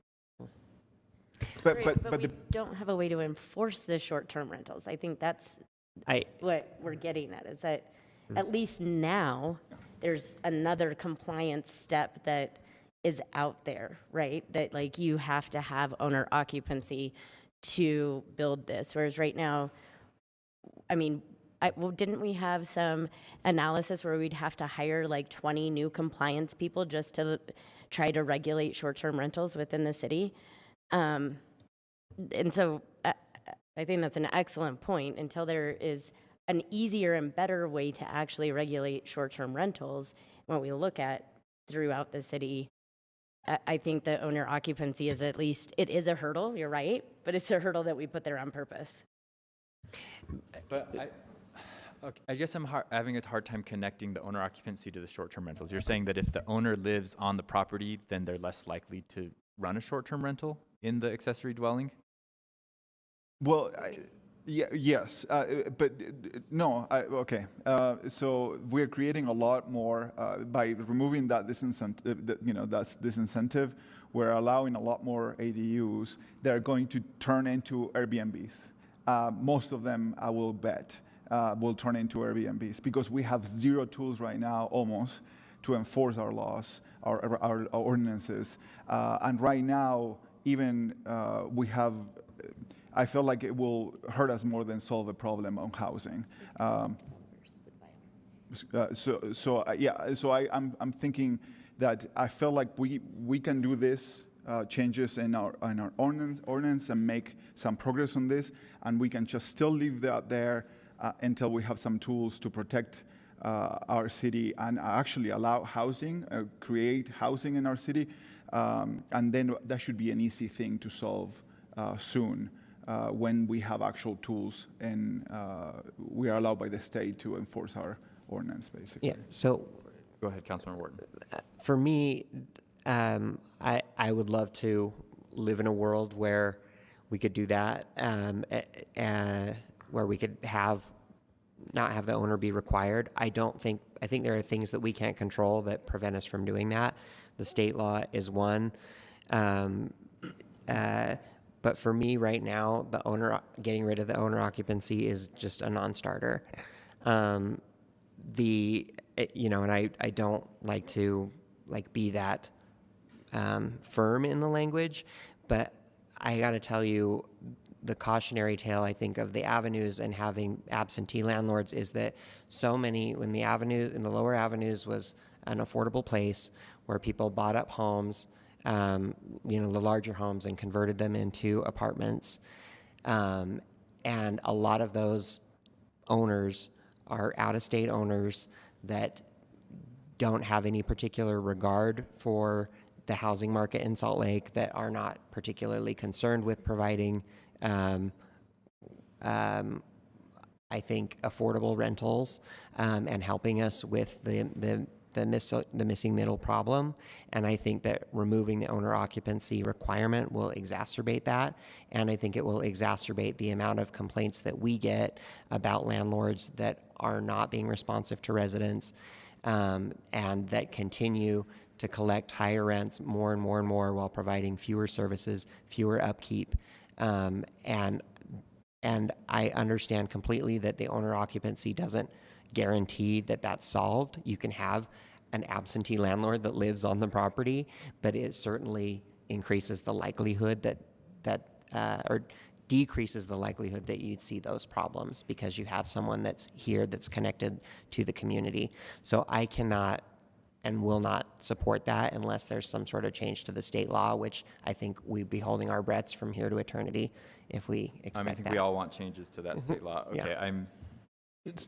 So I'm agreeing with Councilman Wharton, and I would also just add that having the owner occupancy and the owner builder, that is now in his backyard, so he's also going to be more aware of what that house is going to do to his own property and then future properties. If it was someone buying the house knowing, hey, I can put an ADU, he doesn't really care what that ADU looks like. He's going to be able to build this biggest, cheapest ADU behind his house, and now he has really affected a lot of things here. And having the owner there, his view of what's built next door to him in his backyard also is an impact. And he has to deal with his neighbors. Yes. And their response. Let me say, though, for me, the only reason why I'm not there yet is because of state law. I am Regarding there. short-term rentals. Yes. Okay. It's short-term rentals the problem for me, nothing else. All right, well, I think we're all united in needing better tools to regulate short-term rentals. So hopefully we'll get some movement on that. I can see that the council's a different place than I am, so I'll drop that. I do want to state, though, that I think we're conflating two unrelated things, but I may be the only one that thinks that. So I'm hearing that the outstanding questions are parking, the change to 1,000 square feet, and I would like to add in there I'm still not 100% sure on if the 10-foot side yard setback makes sense, or if I'm got- allowing it to be closer to the street makes more sense on that. I agree with I'm that. also, I have some concerns on the setback. The setbacks in general? Yeah. Okay. So do you want to go to those? Sure, that was my. Did I miss anything that we've already talked so far? Oh, no, nothing we've talked about, but I have a new issue. Okay. Councilor Dugan, then Councilman Wharton. So the current setback is at 4, and if we could that slide up for the setbacks. The current setback has 4 feet, and you could be 4 feet up to 17 feet, but you have to go to 10 feet if you go above 17 feet. Yes. And then now it would be 3 feet, and then step back 1 foot for every foot above 17. Yes. I like the idea of, and I know this is only a foot, but a foot can matter a great deal, especially if you're talking about next doors or side yards. So I would rather keep it at the 4 feet, step it back also. I'm okay with the step back after that till the 24 feet. And this is all for a pitched house, pitched roof. Because the flat is still 20 is the maximum. I mean, the rule would apply to a flat roof structure as well. But it just would have to just be, it would just step back 3 feet. Right. Okay. Will you explain this a little better? So- So I still don't understand why. Oh, the don't 1 ask, feet- yeah, we'll ask them for the setback. It would be nice if see maybe a plan, like what does this setback look like? So what do we gain by the 1 foot or lose? I'm just saying you're just gonna gain a little bit more of a separation from the house that's behind your house.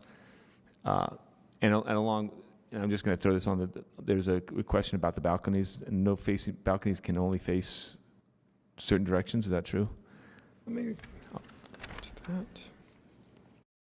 They can't face the other Yep. yards? Let me read the proposed. If I can get the right pages. It's all got out of order.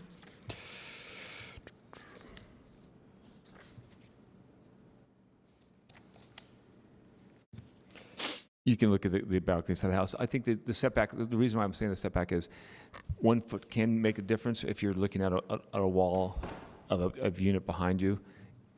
That extra foot can change your feeling of being enclosed. Okay, sorry, I didn't understand what you were saying now. Now I understand. I think you're suggesting to add an extra foot on the setback, so they are farther away from the neighbor.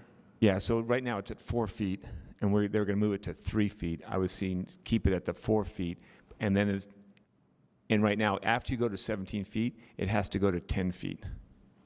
Yeah, I don't see the concern there. I actually, and that was my point about the fire question, because for me, I will put them at 1 foot, allow them at 1 foot.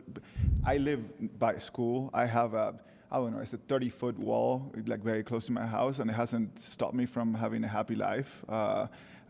Maybe some people will disagree with that, but I'm very happy. I do understand that some people will have concerns about this, but I think they're going to have concerns about anything about ADUs because it's a new concept and it's new, and there's going to be pushback about anything that is new, and I don't think that foot will add a lot of peace of mind. It will still create complaints, but we might actually make it so we are restricting ourselves and some opportunities from a neighbor to actually fit one.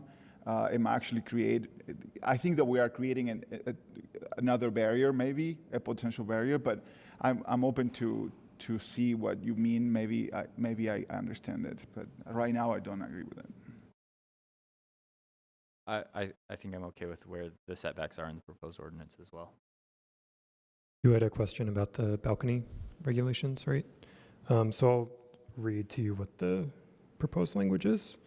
So a balcony is permitted on a building containing an ADU, provided the balcony does not extend into a required ADU setback and extends no further than 5 feet from an exterior wall of the ADU. Balconies shall not contain HVAC equipment nor be used as storage areas. But could you have your balcony facing the neighbor's house, or It's not in So the setback. on that, Yeah. it would, provided the ADU is set back far enough that the balcony would not encroach into that required setback. So if it's, say it's a second story, they went up to the 24 feet and they had a 10-foot setback, that balcony can't encroach within that 10-foot setback. Right. If the setback was 7, it couldn't encroach into that. So you can have one, it just has to be within the buildable area of the ADU. Buildable Right. cone. Yep.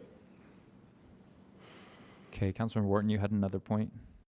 Yeah, I am concerned about removing the conditional use entirely, because there are so many parts of this that, as the last discussion just showed, that we don't have control over, and I feel like the conditional use gives us some control over some of these other factors. So I need to know more about what I'll just go ahead and say too that in 2018, when we made these changes to allow this to go citywide, and again, the controversy that surrounded that, one of the things that we told the public was that these are still going to be conditional use in certain areas, and that will allow us to help control for X, Y, Z, et cetera. And I don't want to, a lot of people that provided them the assurance that they felt that they needed to bring them along into this process and to bring them over to favoring welcoming ADUs into their neighborhoods, and I don't want to go back on that without being able to say to my constituents, okay, we got rid of the conditional use because of the barriers it was creating, but here are the other ways that we're able to account for those concerns, those that you've raised. So can you speak to that? Do you want to speak to that, or are you okay if this is a council discussion? I'd rather hear from the administration first. So one of the reasons why the Planning Commission initiated this, that was the specific goal. Part of that was because one of the things that they were finding after they had processed almost 3+ years of conditional use applications for ADUs is that, one, there was rarely additional conditions placed on them because the requirements are so extensive that most of the potential impacts have already been addressed through the standards in the code.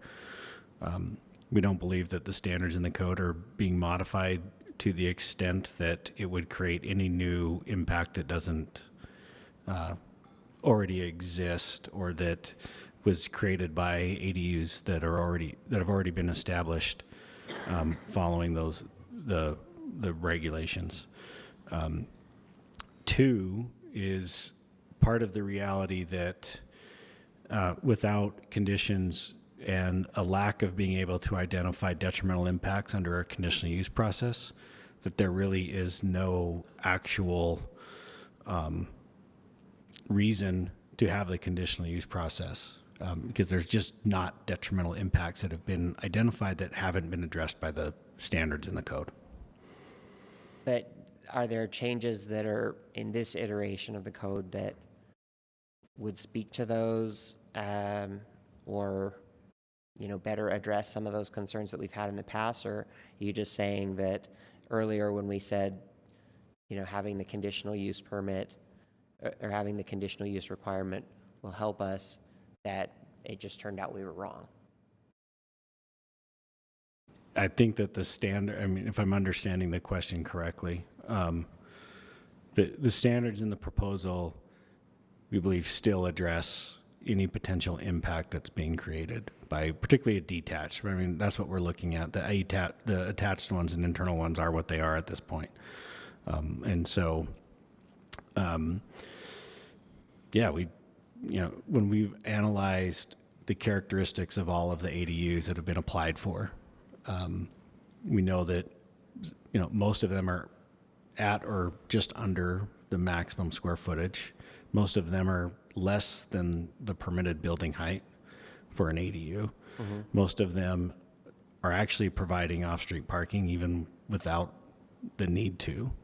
I think almost 2/3 of them are providing off-street parking, and most of them are single bedroom. There's been a few 2-bedroom, but most of them are single bedroom, and so the characteristics don't show that they're creating any new impact or any substantial impact that would be warranted enough to consider it detrimental and therefore not warrant a conditional use process. I think it's important to remember that's why the conditional use process in state code exists, is to recognize that sometimes some uses may create a detrimental impact and provide local governments with a way to mitigate, reduce that detrimental impact.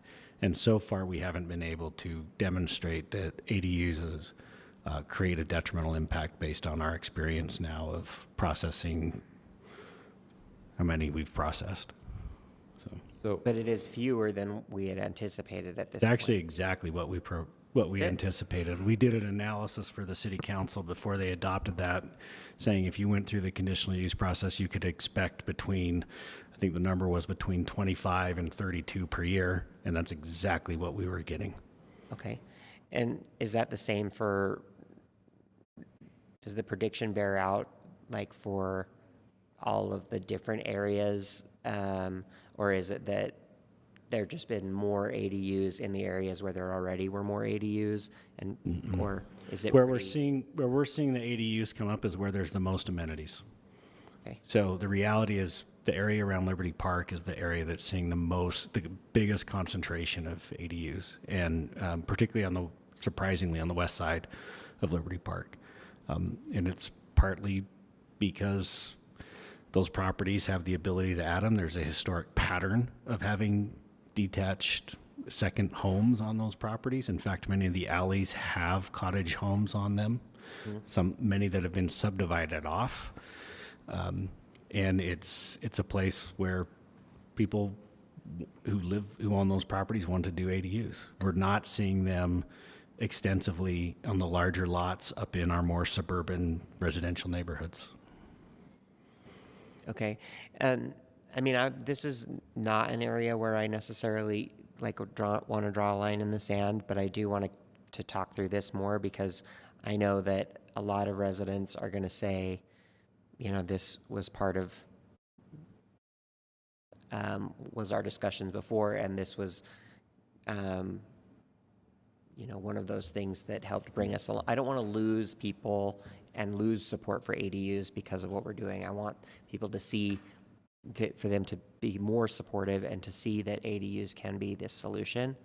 And I don't want to inadvertently shoot ourselves in the foot or lose credibility with our residents when we tell them that we're doing something for one reason, and then, you know, a couple years later say, you know, I think it's fine to say we were wrong, and that, or that the things that we needed to control, we're not able really to control with the conditional use process anyway. But that's something that's weighing on my mind, and I'm happy to talk through that with all of you. So, Councilmember Warren, I think you have the advantage of having been on the council when that first set of ADU ordinances was there, and so I respect your viewpoint. I was on the Planning Commission when a lot of planning ADU applications were coming through, and I can tell you that the council's intention did not come to pass. So the idea that the conditional use permit process was going to result in a better outcome for the neighborhood didn't happen. Every single conditional use application has been approved. Very few of them have had any additional requirements put on them.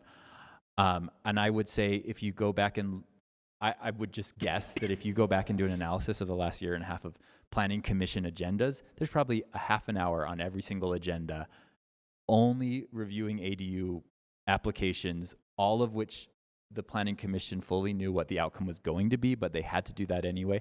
And I can't even imagine how many hours of staff time that accounts to in terms of working with the applicants in order to getting, you have that number. So, and I want that number, but I also would say the whole reason why we're looking at this is because the Planning Commission was so fed up with reviewing conditional use permits that they themselves initiated this. And I think that would be a morale killer for the Planning Commission, for them to say, hey, this is a waste of our time and you're still making us do this even after we asked to stop doing this. But that's how I feel. ADU conditional use, if we process 25 ADU conditional uses per year, it's the equivalent of 1 FTE. 1 FTE. Mr. Chair. 25 applications. Okay, and I appreciate that, and I appreciate the important role that the Planning Commission plays, but there are other stakeholders, the residents, that that we need to give voice to that part as well, and the fact that public support for ADUs and neighborhood support for ADUs are very critical to the success of ADUs in Salt Lake City. Mr. Chair, Councilmember Puig. I just wanted to summarize some of the things that was said here on the table, and please correct me if I'm wrong, though. So many of the applications, basically all these years of applications on ADUs have not demonstrated that there've been significant impacts, and it has been mostly addressed by the current standards. So like we haven't changed significantly, impacted negatively the neighborhoods, so which was the reason why we had a conditional use process. So by allowing a permitted use, we're not going to create all sorts of chaos in the city. It will just most likely continue the same trend that we have seen. Is that an okay summary on?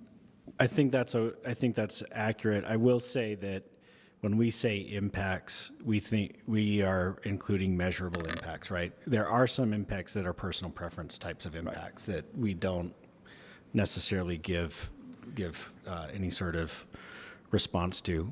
But what those are people who just don't like ADUs, people who don't like any accessory building that may be blocking their what they view as a preferred view. There's the on-street parking type of thing, which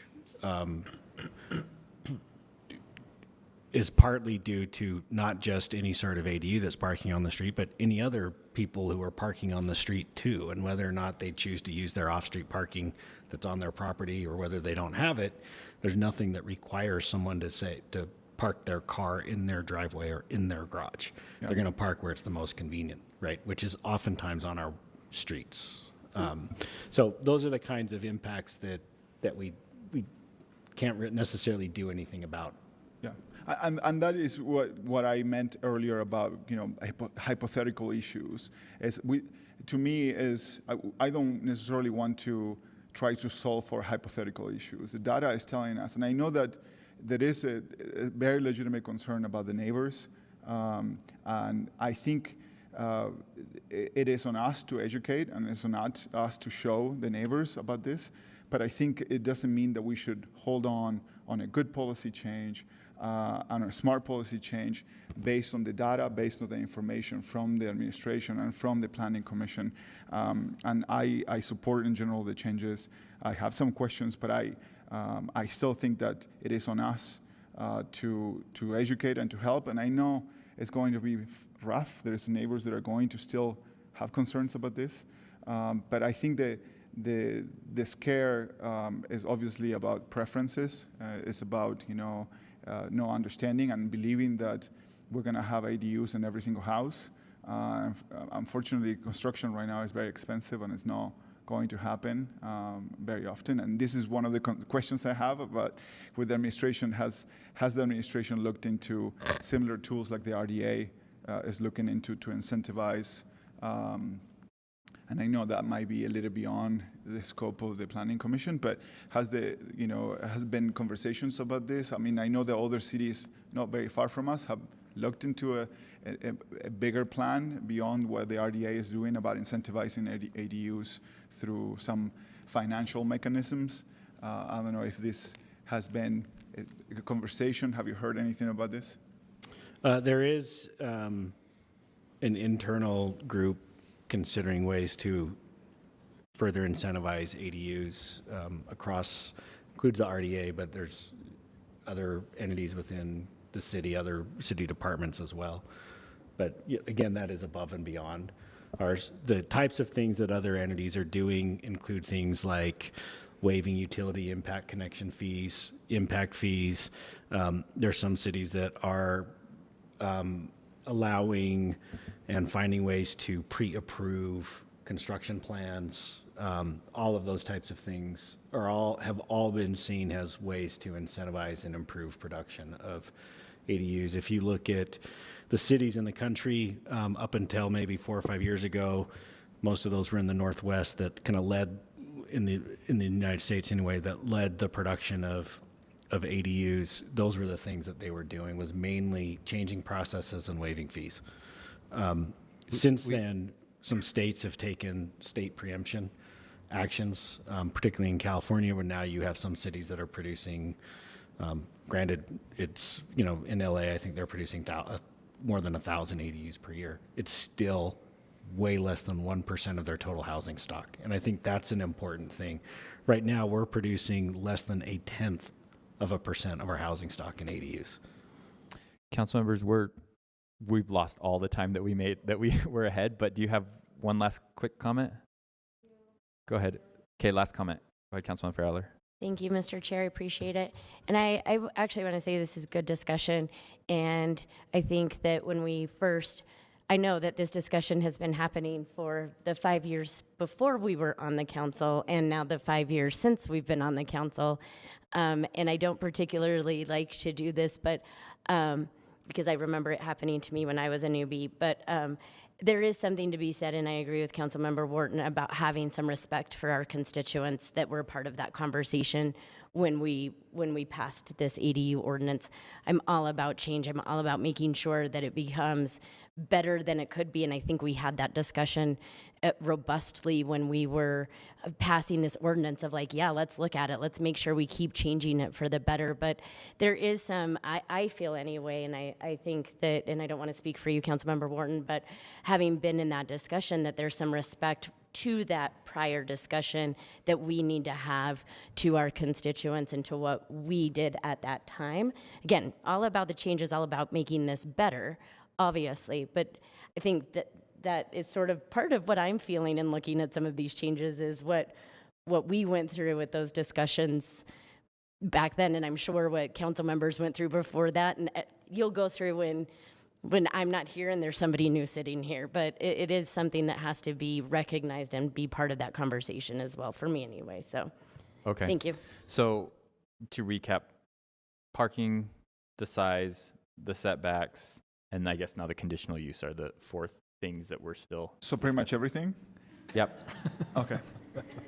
Sounds like it. Okay, we need to move on, but I think this is important, so we'll keep, I think we have to probably bring it back to work session again. Okay, thank you. Thank you. Mr. Chair, the applicant for the Yes, can we go back 900 to South is 740? on the call with us now, so he can join if this isn't a good time for him. Are we good to keep going, council members? Okay, so we're going to go back to item number 3, which is the 704 East, 900 South rezone. And hopefully the applicant has been briefed of some of the questions that we had for them. The policies that you have 5 minutes to address this, so go ahead. Thank you.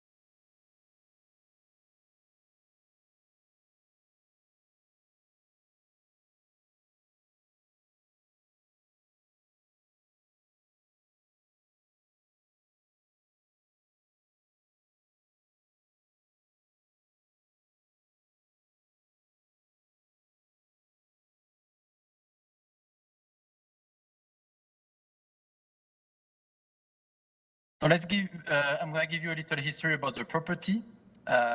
It's really a landmark in the neighborhood. I think many people, the neighbors really love it, want it to stay around. It belonged to early Mormon pioneer Elder Joseph E. Taylor. And then I put a little bit of the history to show that it's never been really used a single family home over the last 90 years.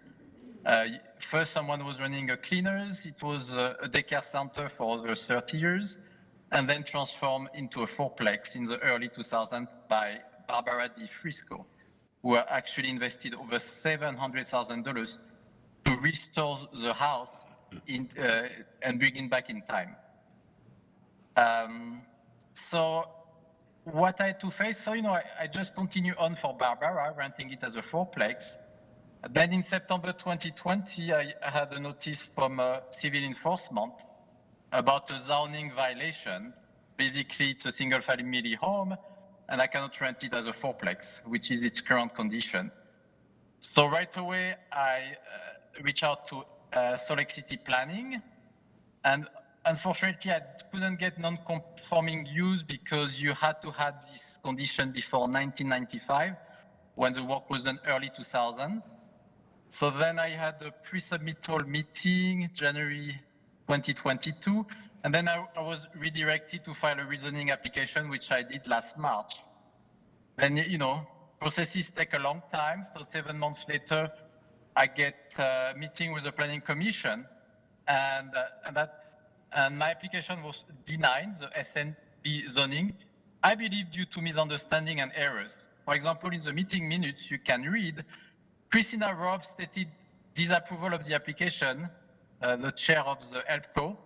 A letter has been submitted. Actually, I'm going to show you that later, she actually supported the zoning change to SNB, so I'm not sure how this error took place.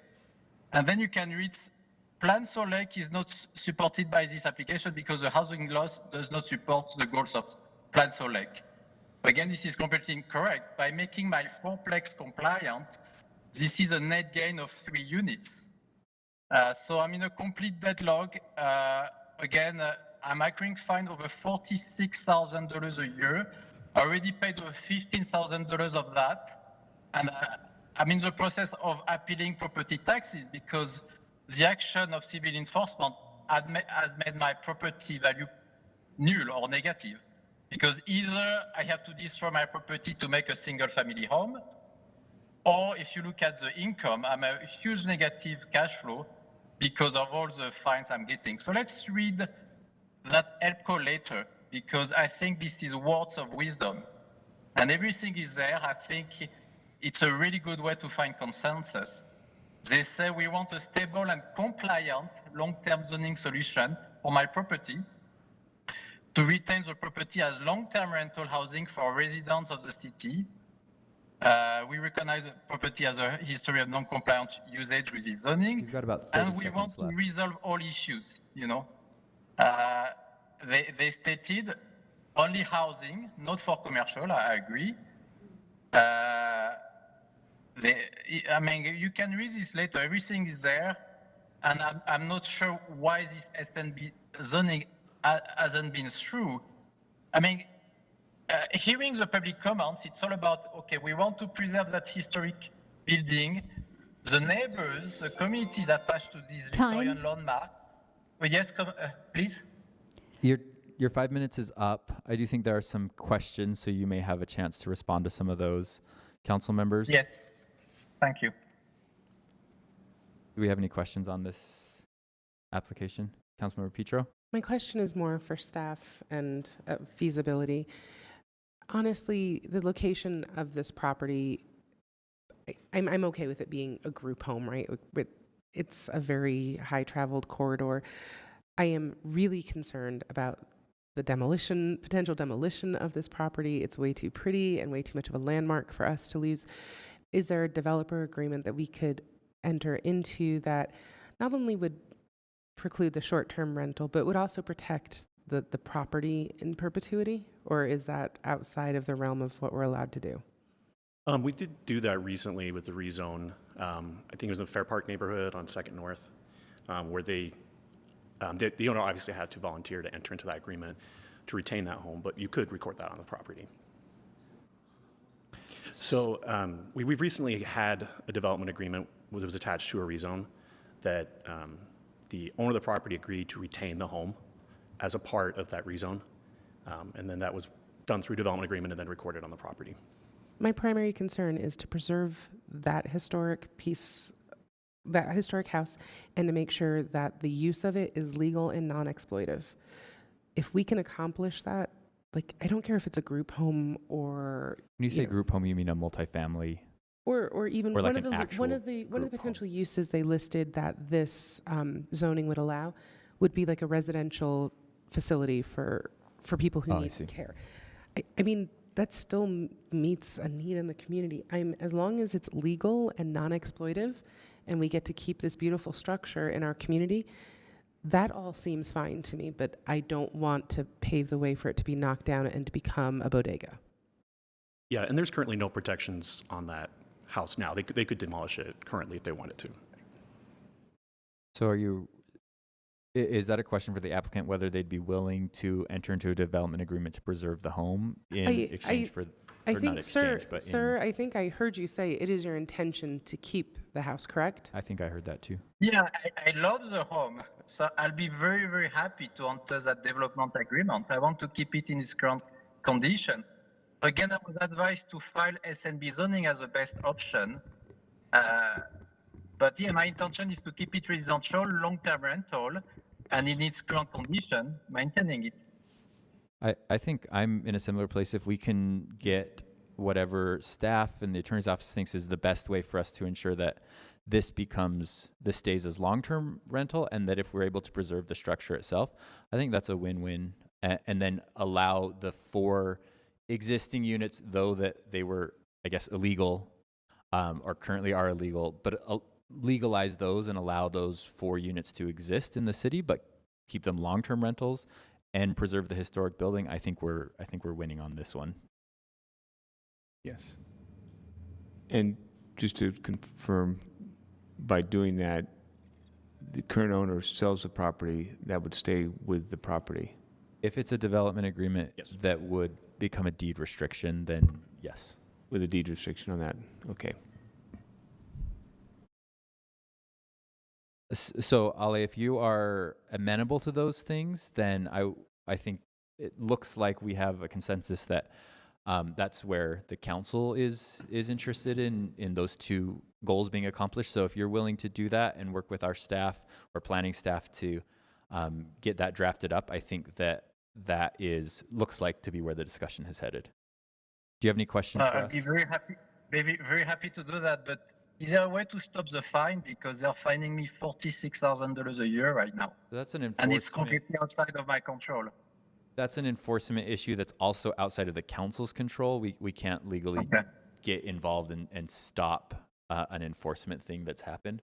I believe there are other legal processes for appeals, and I'm not exactly familiar with those myself, but I do think there are other processes to appeal that enforcement, but that's not something that would be inappropriate for us to step in and get in the way of an enforcement process. I understand. It's already a big step moving forward if we can proceed with that agreement. I really appreciate it. Thank you so much. Brian Fulmer has a... Yes, Mr. Chair, I think it's important to note there is a public hearing scheduled for this on February 7th, and then a potential vote on February 21st.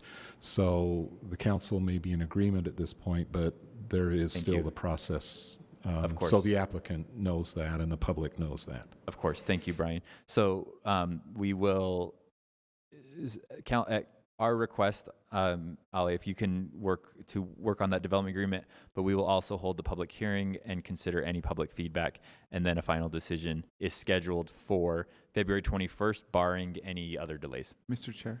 Yeah, Councilmember Pui. So the fee thing, I have a question.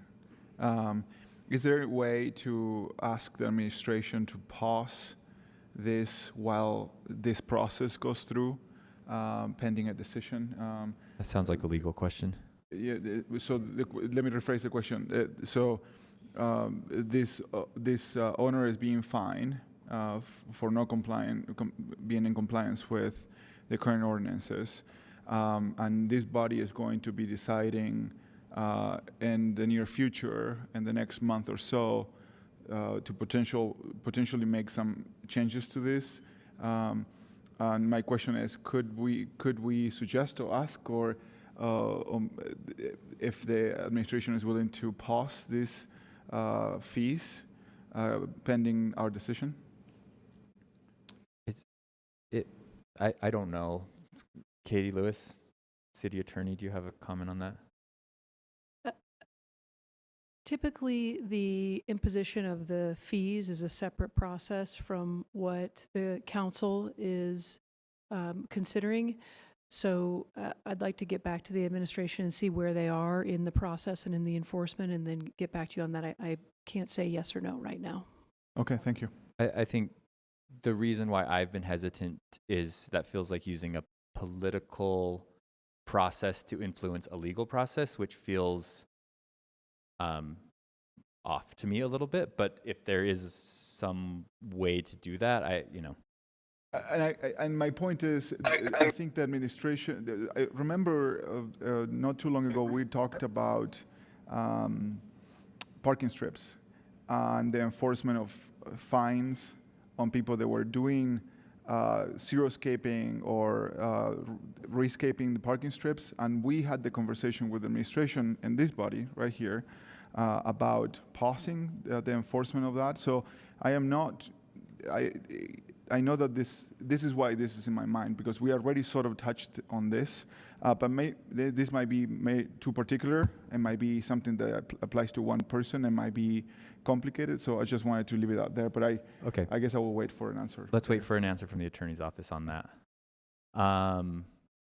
Aside from that, are we good to move on to the next item, council? Okay, thank you. I'll just say, Mr. Chair, that there was a long process that went into that when we talked about the parking strips and discussions that we have.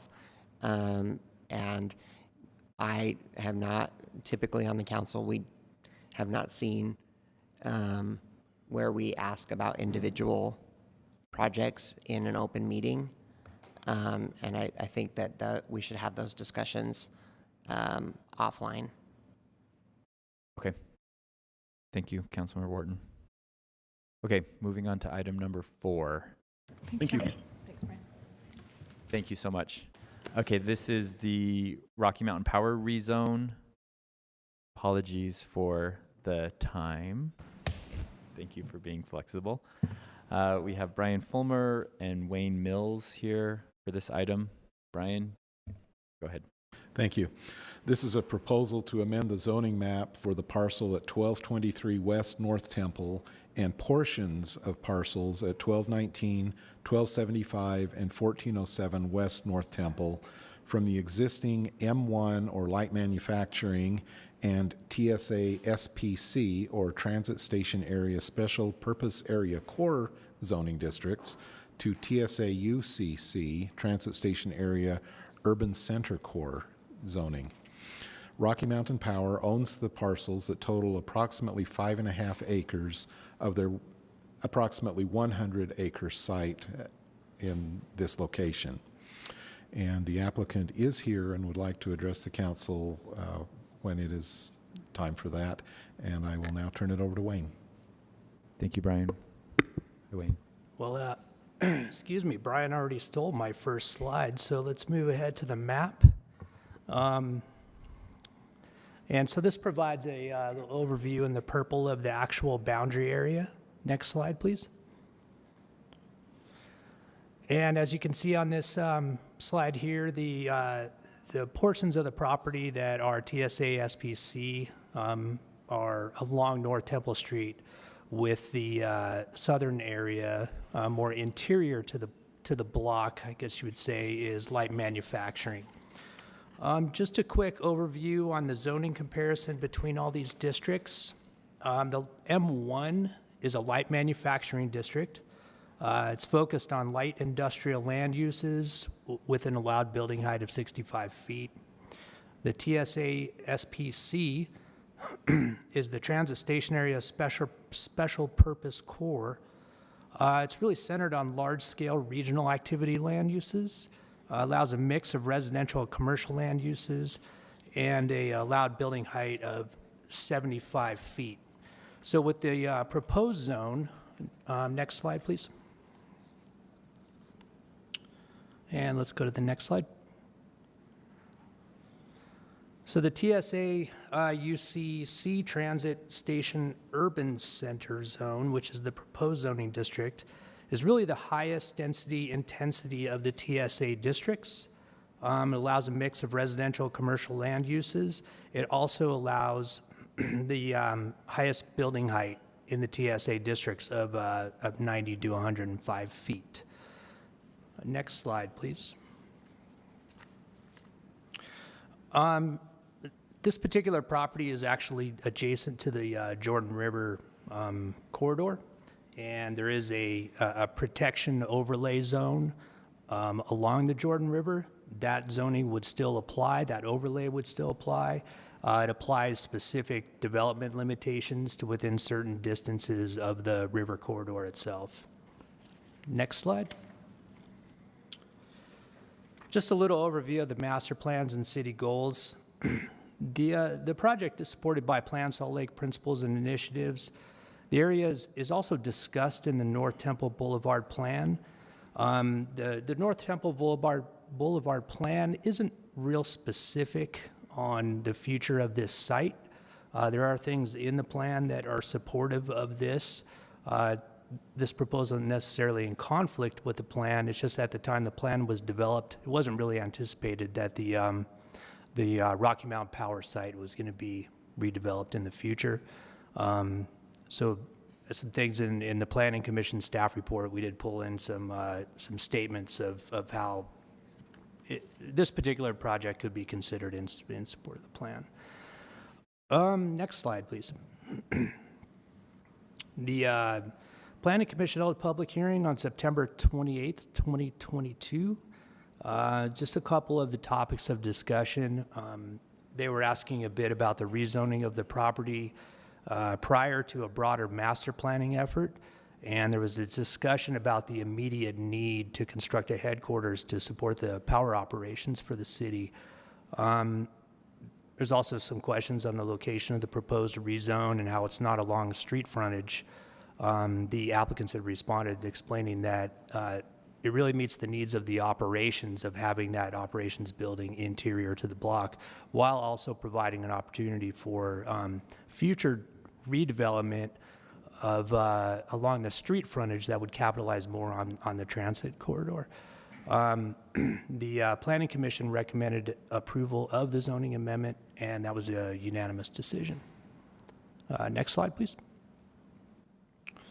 I believe that's all I have. Thank you, Wayne. Council members, any questions before we let the applicant speak? All right. I think the applicant's here in the audience. Do you want to come up to the table and you get 5 minutes to present your project?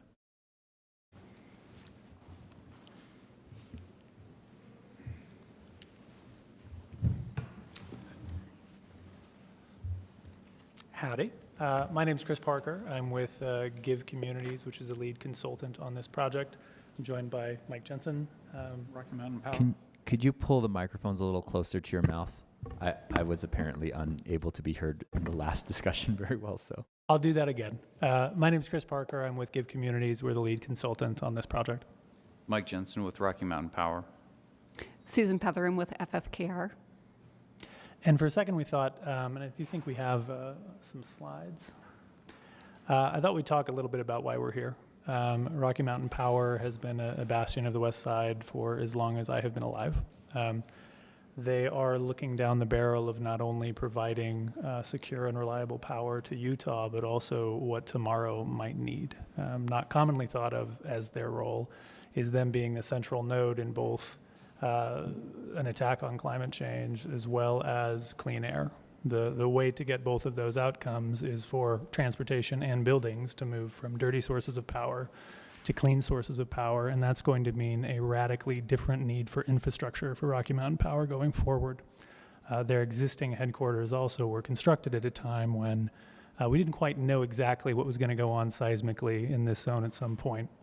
So Rocky Mountain Power wisely decided that upgrading their facility to withstand not only a terrorist or seismic event endeavor, but also to upgrade so they can support really the heavy demand of power that, if we're successful in combating these two ills, will come, is going to require a new building. They made a lot of decisions, all of which I'm very excited about as a resident of the West Side. that instead of buying another facility or building another facility maybe on a different piece of land that might have less design constraints than building right by the river or building on, a site that's had some history, we'll say, they chose to root down and would like to remain on the west side. To do that, they started asking themselves, well, why, what do we want our new building to be? And currently, anyone who's driven on North Temple has seen their existing building, which is relatively short and exceedingly long anytime you drive by it. And in the current zone, they can build office buildings, but that is exactly what they'd have to build again. You'd have to have around a 4-story building that ran a very long distance over a city block in order to accommodate the amount of square footage that they currently have, plus the amount that they'll be bringing from West Valley. They would much rather build a taller structure that would allow them to have a good urban form, and they'd like it to be not on North Temple to allow North Temple to have the vitality that I think everybody would like. So if we can hit the next slide, please. General idea of where we are, I think a lot of people are familiar with the site, but you're more or less equidistant between the international airport and downtown. Currently, they're kind of itemized right in the middle of that block. And then the next slide. What they would like to do is move their facility from the middle of this district into the back right corner of this district. The current usage of this is a now remediated coal pile. So there's not anything being torn down, and something very nice, a nice change going to that district. And then one more slide. And here's the thought of where exactly these structures would lie. On the bottom right, you would have their new headquarters. In the middle, you would have a wrapped parking garage with the intent that that parking garage could also be used by uses on North Temple. The entire site is, rabidly against surface parking, which is entirely what they have now. To do that, you need a lot of parking. They're going to need 500 stalls by themselves, but it would be a great shame if those stalls were not utilized by other uses during the day when office uses are not existent. So they've decided to put that in the middle of the block so that all of the remaining things that are built in the area can also co-use parking instead of everyone having their own. And then their essential services facility would be in the bottom left. That's basically the brains, the guts, the heart of the grid for a good portion of the western United States. And so that would be a heavily upgraded building that is allowed to be in the M1 zone, more or less how they would build it naturally. So that's why we're only asking for a rezone of the 2 parcels, which we would like to have residential uses that aren't allowed in the M1, or a height restriction that is not allowed in the M1. Hit the next slide. Here's a rough idea what this might look like. I'll say that these designs are not complete. Certainly the stuff that's closer to North Temple, these are kind of rough ideas of what something might look like. Again, for anyone who's, I'm sorry, Mike, for anyone who's driven by their current North Temple location, this is slightly different. Maybe go to the next slide. And here's where they would kind of orient to North Temple itself. So the 3 blue buildings in the back would be the start of what would be called the Power District. Again, landscaping would be very different. This is just kind of illustrative. But the general idea for the overall site will be having the Jordan River Trail more or less feel like it's moving through the entire master planned area. So today we're just talking about the blue. We're super excited to talk about the remainder of the 100-acre site during a master plan process. Thanks, Chris. That's your 5 minutes, but do we have any council member questions? Just a couple, yeah. Yeah, Councilmember Dugan. Jordan River's right there, riparian area.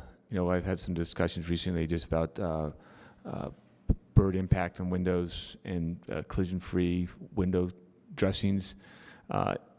Is that the intent? We don't have an ordinance right now, but I'm trying to support something of that nature where we're not losing birds just to hit the glass. We have been discussing that in the design of the exterior. So and then on the same thing, the notion, I see the rendition here is a good setback from the Jordan River. Again, an activated, beautiful river, make it more beautiful, and we don't want a big 100-foot wall close by it. I see the rendition here has a setback and a step up. Is that the intention to also make some additional green space between the river and the buildings? We are looking to enhance the riverfront with the placement of the building.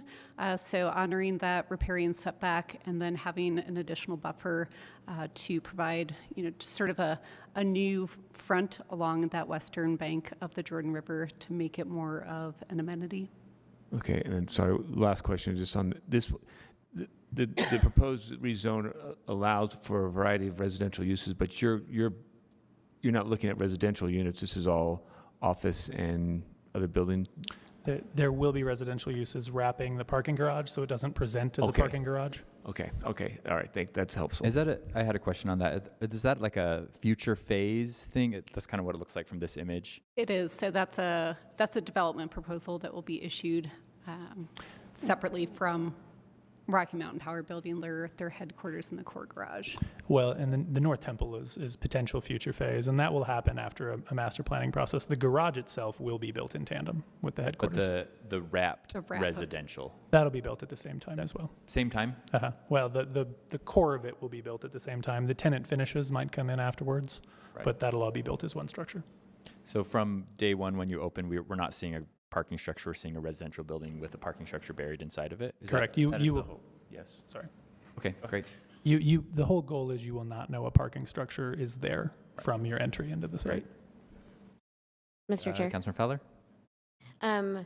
I first want to say thank you for taking time to meet with some of us in small group meetings and go over a lot of this. And one of the things I brought up in the small group meeting that I just want to bring up in this public forum is something that is in one of the policy questions, and I appreciate you bringing up the North Temple Master Plan, and that really is the community engagement piece. Recognizably that, Rocky Mountain Power, you can do really whatever you want with your office buildings, right? It's sort of there, but we've met over the last several years when I was RDA chair, and I've always felt that there was this community first thought of what this property will look like, and I appreciate that and hope and know, and working with both Melissa and Chris in the past, that will continue. So when we're talking about both this phase and sort of what may happen along that North Temple corridor and or the Jordan River, what sort of things what's your community engagement looking like at this point where again, sort of a compound question, and somebody could be free to object to me, but the one thing we talked about during that small group session is really creativity and making sure that we're not gentrifying the area such that we're pricing out people who have grown their own generational wealth within that area and have continued to be the landmark of that entire area. So really, what are your plans and Rocky Mountain Power's plans for that community engagement and making sure that those two concerns of mine are addressed as we go forward with these things? Maybe could we go to the next slide real quick? If I wasn't so verbose, we would have covered that earlier. Do you maybe want to go over the input? So we have been looking to engage the community throughout the process. We've done some internal master planning to get to the location and the zoning request where we are today, but we've been working to engage the community in some broad visioning for the larger 100-acre site and how it can develop and build around this new Catalyst headquarters project. So we had our community meeting back in December. We've been talking with some other key partners of the West Side, potential civic combination uses, and then we're working with some specific stakeholders that we'll be engaging with later this week. And then coming back to the Planning Commission, that was one of their requests, is that we come back and have a work session to dive into some of those details and ideas about how the larger site can evolve.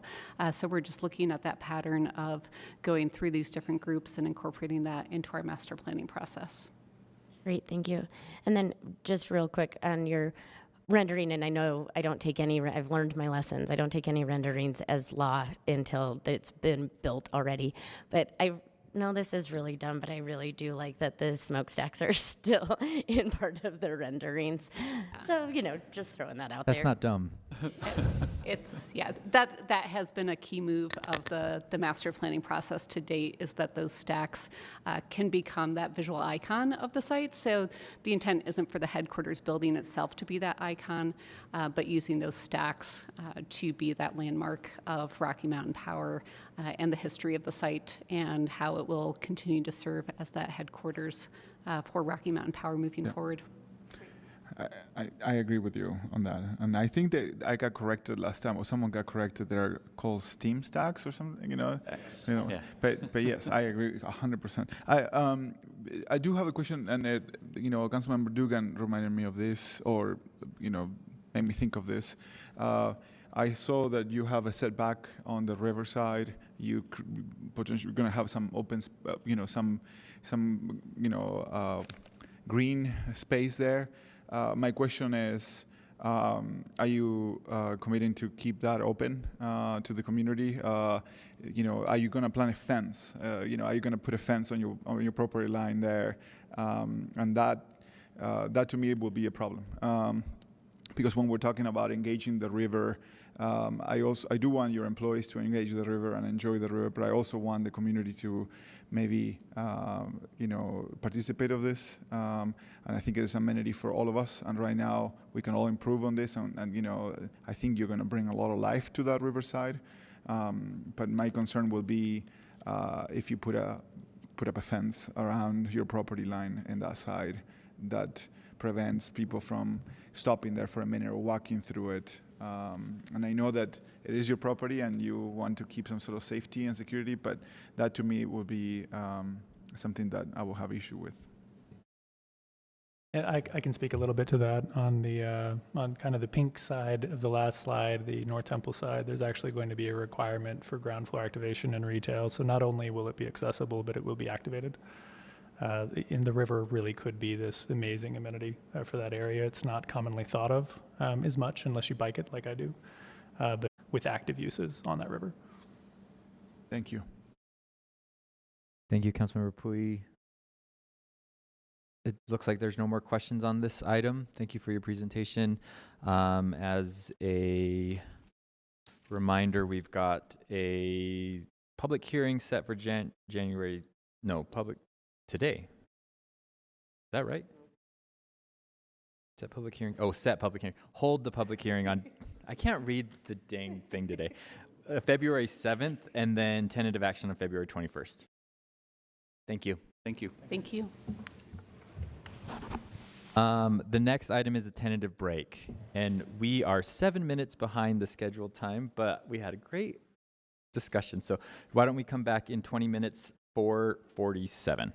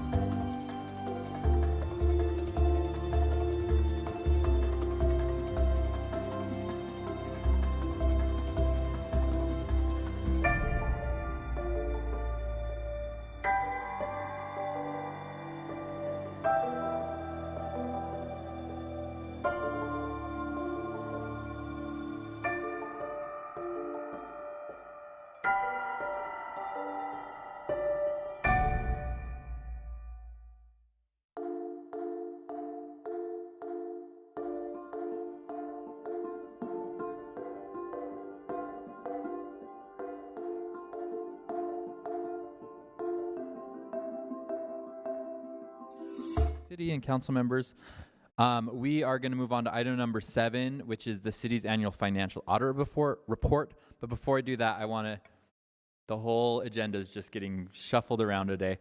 Because we were so far ahead of time, staff called the board appointees and told them to come early. So we're going to do the financial audit report. There's all but one of them are here. We're going to do the financial audit report and then jump to the board appointments.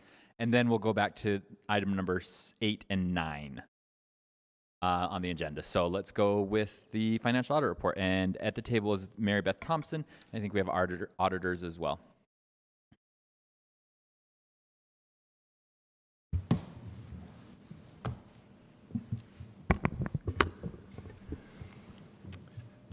We understand that you don't want the 2-hour presentation and all the exciting things that happen in that 200-page annual comprehensive financial report. So we'll stick to the things that we need to communicate and let you know that we're available anytime at council's discretion. One of the things that let me introduce myself first. Paul Skeen. I'm the audit partner over the main city audit. I also handle the airport, the library, and utilities as part of the combined audit. And then Mike handles RDA and the single audit, which is the federal expenditures, and then the state compliance as well. So we like to impress upon you that we report to you as the city council. While we don't make your lives as miserable as we make the financial reporting team's lives, we still are at your disposal. And so in that vein, if you ever needed questions asked of us, Mary Beth can make an arrangement to get you our contact information, and we're at your disposal. So a few things to keep it high level. I'll go over the financial side of things and our required communications, and then Mike will talk a little bit about the federal expenditure testing that we did, and then the compliance. So just to delineate responsibilities, our responsibilities as auditors is to design, plan, and execute an audit that will allow us to issue an opinion or opinions on the financial statements to say that they are materially correct. In doing that, we take a risk-based approach. We try and identify things that areas that are susceptible to errors or mispostings. In doing that, we've paid particular attention to management's ability to override controls. We rely on internal controls a lot, so we test those. We don't form an opinion on those, but we do look at areas that it's susceptible. We look a lot at the way revenue is recognized, how it's accounted for, and then also with the amount of capital assets that come in and are maintained by the city, we look at the way those are accounted for at a higher level.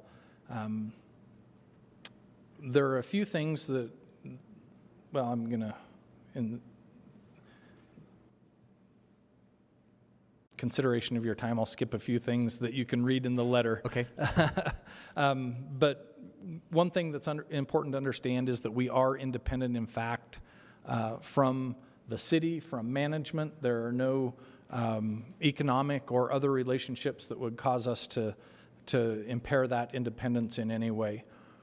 As we go through the audit, one of the things that is very difficult for both sides is we're processing and testing a massive amount of information in a relatively short window of time.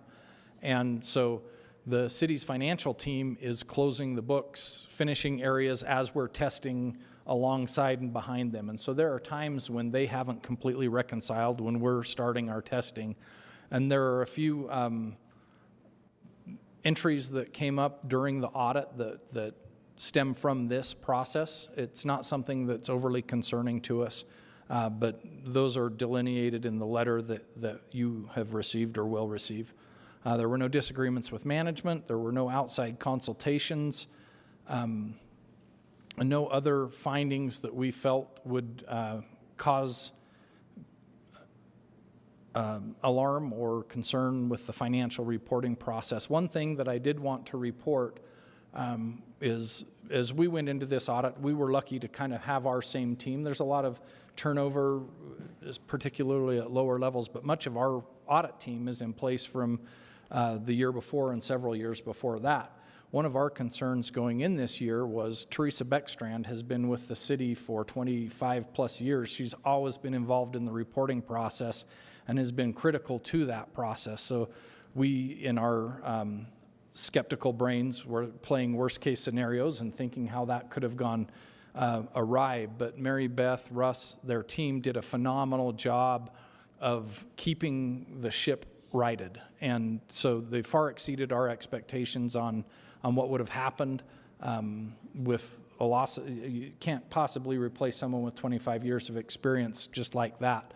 But there were no issues where we felt like, well, geez, we wish Teresa was here. Well, we love Teresa, but there were no issues or concerns caused by things slipping through the cracks or anything like that. So our hats off to Mary Beth, to Russ, to their entire team for their stewardship over that and filling in a pretty tough personnel loss. And then I'll let Mike talk about the rest of this. Thanks, Paul. Thank you. So there's another packet that we issue that has the audit reports for the compliance work that we do related to the federal funds as well as government auditing standards. Both of those reports are unmodified reports. We also issued a third report on compliance with state compliance, and that was also unmodified. There were a couple of findings that we've reported in that packet. One, there's a small fund, the Arts Council Fund, had expenditures in excess of budget at the end of the year. And under state statute, that's not supposed to happen. So that was cited as an immaterial instance of noncompliance. The other issue we had was in the preparation of the schedule of expenditures of federal awards. It was provided to us and represented that it was complete, but there was a federal loan, about $13 million, that was missing from that schedule. And we went back to management and worked with them and determined that it should be on the schedule, and that was made. But we're required to report that to you just so you're aware of that. So those are the only issues that came out of the compliance reports that need communication. And again, they're in more detail in that document that we issued along with those unmodified reports. So hopefully we were quick enough, but I think we'll entertain questions if you have any. Can you just say one more time where was there expenditures that exceeded budget? In the Arts Council Fund. Okay. And do we know more information on that, or that's just, it's in the report? So let me explain. Arts Council Foundation is a component unit of Salt Lake City's ACFR. It is the foundation. It's in personal services. I worked with Felicia. What happened was they gave a raise, but when they initially put their budget in, they put their budget in initially in July and they leave it. Felicia and I have walked through this, and they are going to do with the board either a budget amendment in January, and then we're going to look at it again in May to ensure that their budgets are matching the budgets of the city. So that their board matches the budgets, because it's the foundation that's a component unit. It's not the division of economic development that went over budget. It's actually the foundation that went over budget. And it was about $21,000, but Felicia and I have worked through it, and we will ensure that that does not happen again. This is that confusing thing with the foundation and the division that I still don't understand. I think it is a helpful illustration, though, as we talk about getting more creative with public-private partnerships, that those are the kinds of concerns that we need to be aware of ahead of time and set up the budgetary controls sort of before those partnerships are established, because those are exactly the kind of things where, when we get creative, it sometimes has trickle-down effects. So. Got it.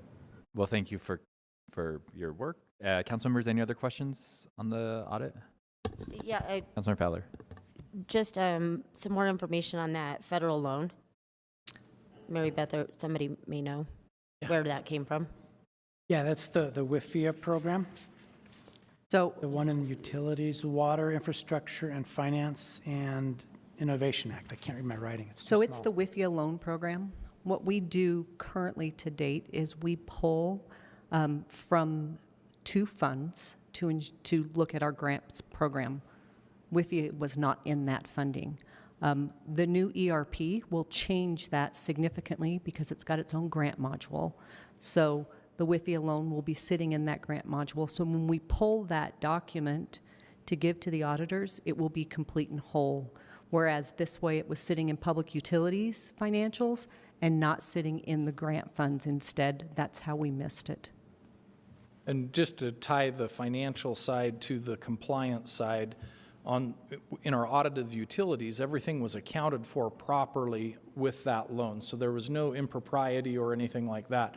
It was simply making sure that a comprehensive look at all departments, all funds, had those grant funds included in the single audit testing. So. Thank you. Thank you. Any other questions, council members? Thank you so much for your work every year to the city. I appreciate that. And thank you for your report. Thank you. We are going to jump to the board appointments. We'll start with the Accessibility and Disability Commission. There are 3 members up for appointment. That is Christy Chambers, Ivana Powell, and Damon Talbot. Who do we have online versus here in person? If you're here in person, go ahead and come up to the table. But we just give us a quick introduction, a minute or so about who you are, why you're interested in this volunteer position, and anything else you want us to know. But Okay. Hello, everybody. Thank you first for inviting me. I really appreciate it. I'm very can you pull excited. the thing a little closer to you? Yeah, thank you. So my name is Ivana Šašić-Paul, and I have more than 13 years experience working with disabled people, mostly with students with special needs, and for some time, last period, I'm working as a coordinator for Work Activity Center, which is a non-profit organization that is supporting disabled clients. I have big passion, and when I came originally to US in 2007, I came with disability, and I'm diabetic type 1, and I had to kind of figure out how everything will work. So I have that experience, and then I do love to help and support and do whatever I can to just help disabled population in Salt Lake City and Utah. Thank you, Ivana. Council members, any questions for Ivana? Thank you so much. Let's see, is it Damon? Yes, thank you, and good evening, council.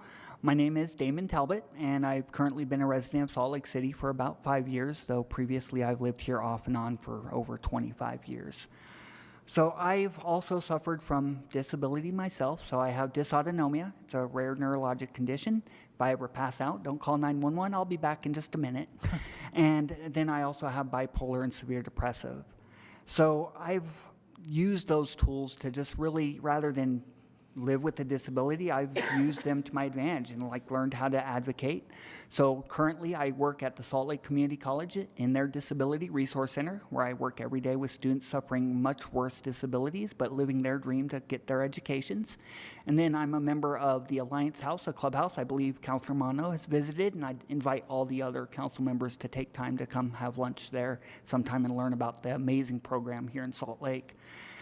I'm a firm believer in universal access and equity for those that do have different types of disabilities. So I think that's one of the key things I will bring to the commission, is just making sure that we don't do things that single out people as being disabled, that we just make things better for everyone in the city, including those that have disabilities. So I am really looking forward to serving on the commission and bringing that passion and that advocacy to the city, and making this a great city and being one of the best places for disabled people to live. Thank you so much, Damon. I appreciate that. I thank you for your service to all of those places. I have toured the Alliance House and think it's a great, wonderful addition to our city and District 5, so thank you for your service there. Council members, any other questions or comments for Damon? Thank you. Okay, and then the last one for the Accessibility and Disability Commission is Christy Chambers, and it looks like you are online. Christy, if you're able to unmute, just give us a quick introduction. I sure can. Hold on, there we are. Hi, everyone. Thank you so much for considering me to serve on this commission. I'm thrilled. I'm thrilled that the city is paying attention and formulated the commission back in June of 2022. I am the CEO of Columbus Community Center, which is a large disability service provider that is located on West Temple, about 3500 Southwest Temple. And I've been in this position for 8 years and have grown to love serving the community and representing those with disabilities. I think for me, as I've been able to take a look at your annual report and the like and some of the objectives, what I think I can contribute is our organization has really focused on adults with autism and the sensory needs that they have to succeed in our community. I particularly like the fact that you were focusing in on educating law enforcement on what that looks like. I think people in the community need to understand what autism looks like and realize that sometimes the erratic behaviors that go along with it are not threatening. They are indeed just a part of being on the spectrum. We do focus too on trying to get people employed on the spectrum as well as those with IDDs and the necessary accommodations that go along with it.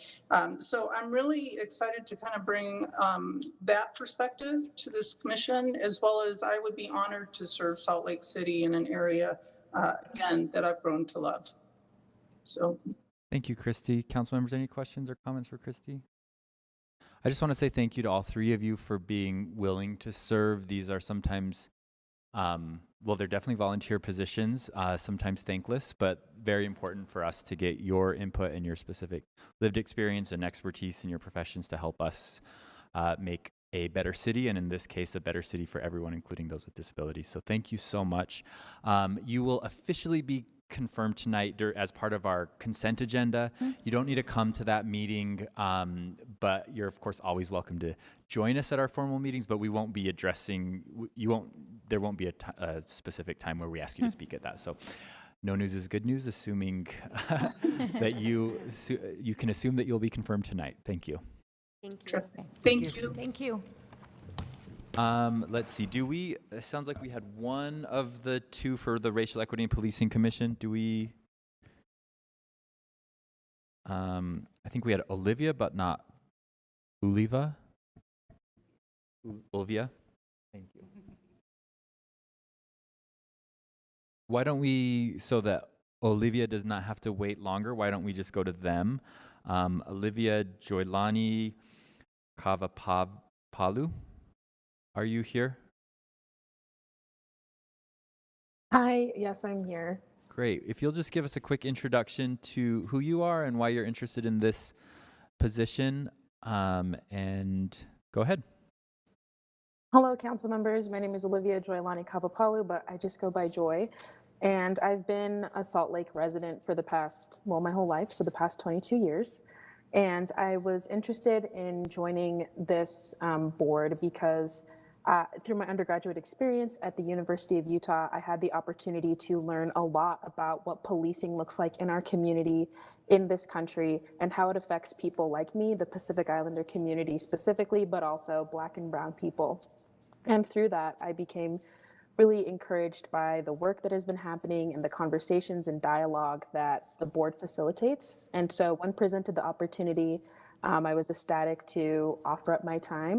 And in addition to that, I think it's really valuable to have young people like myself participate in this form of civic engagement, specifically because, of course, it impacts us, but also as our futures are shaped by legislation or different policies that this board may come across or have discussions about, I think it's important that we encourage this generation to participate. So that's why I'm here today and why I'm encouraged by this opportunity. Joy, thank you so much for that introduction and for your willingness to serve. Council members, any comments or questions for Joy?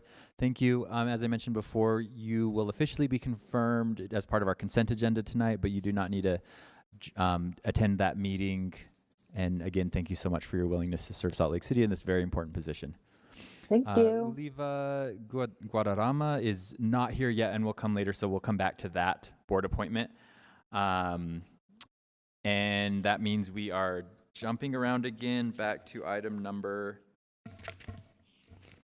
8, which is a resolution for a local emergency declaration extension for shelter bed caps. And I believe it's Katie Lewis that is going to present this item. Katie Lewis, City Attorney, thank you.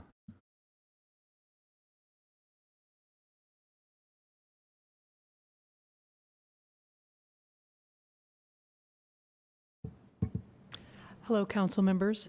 As I believe you are all aware, on December 20, 2022, Mayor Mendenhall executed a declaration of local emergency and issued an order related to that emergency.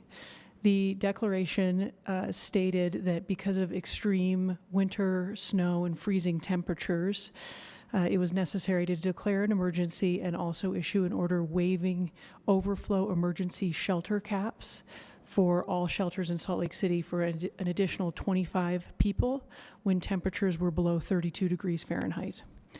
Under Utah law and city code, a declaration of local emergency remains in effect for 30 days, and then the council has the authority to extend it for any period of time that they deem appropriate. So that's what the resolution is before you today. You can decide the time frame that would be appropriate for that extension if you do decide to extend it at this point. And by extending the emergency, you automatically extend the order, which waives the shelter caps. Thank you, Katie. It sounds like, so questions on this, but we also need to select a date. If we choose to extend it, we need to select a date to extend that to. And Andrew, did I hear that there's a specific date in mind? Andrew Johnston, Director of Homelessness Policy for the city. Yeah, originally we discussed the April 15th date was traditionally the end of the winter session. However, I believe in the state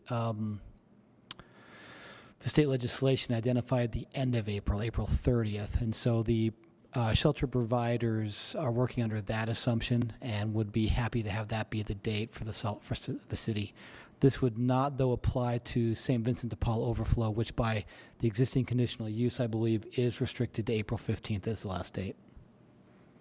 Wait, which one does that not apply to? St. Vincent de Paul, the yearly overflow has a conditional use that's separate than this, and it always ends on the 15th.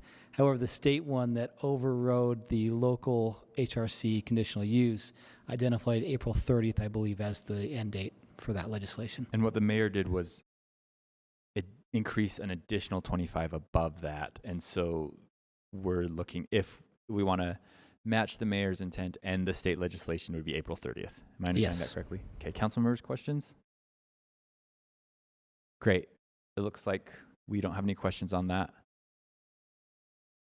That is something that we need to adopt tonight if we don't want that extension to expire. So I guess, should we straw poll? I guess I'm looking for a straw poll about the date at which. Council members, one other thing that Andrew and I were just discussing is that the council also adopted a temporary land use regulation increasing the capacity at the VOA, and that expires on April 15th. So we just wanted to bring that to your attention because there's a couple dates out there for you to be thinking about. At the Youth Resource Center. Yes. That would be a different, I mean, we can't do that within the context of this because it's not. No, we just wanted to bring it to your attention because it's a different date. Okay. So then I Councilor Petro? propose a straw poll that would extend the mayor's emergency authorization. I propose a straw poll that would extend the mayor's emergency authorization for increased capacity to April 30th. Okay, any questions on the straw poll? Okay, so indicate where you're at on that with a thumbs up or thumbs down. It looks like we have 6 in support and 0 opposed, with Councilmember Valdemoros not in attendance. Thank you. Thanks. Now we are on item number... Chair? Oh, yes. Do we want to address that 15-day discrepancy at some point as well? I would, I guess my thought is I would let the operators come back and ask for that if that's something that they think they need. And if so, but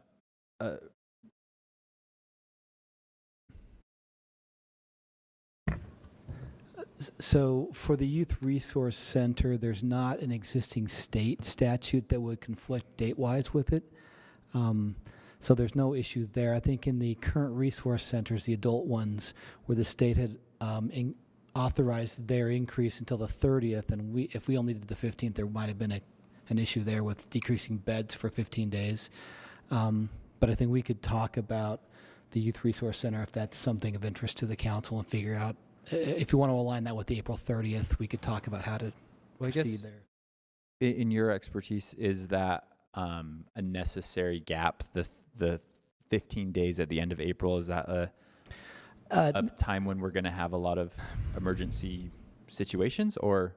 Generally, that depends on the weather. I think we've gone off April 15th for a number of years because when St. Vincent de Paul was set up, that conditional use, it identified October 15th to April 15th as sort of a safe 6th month date-wise.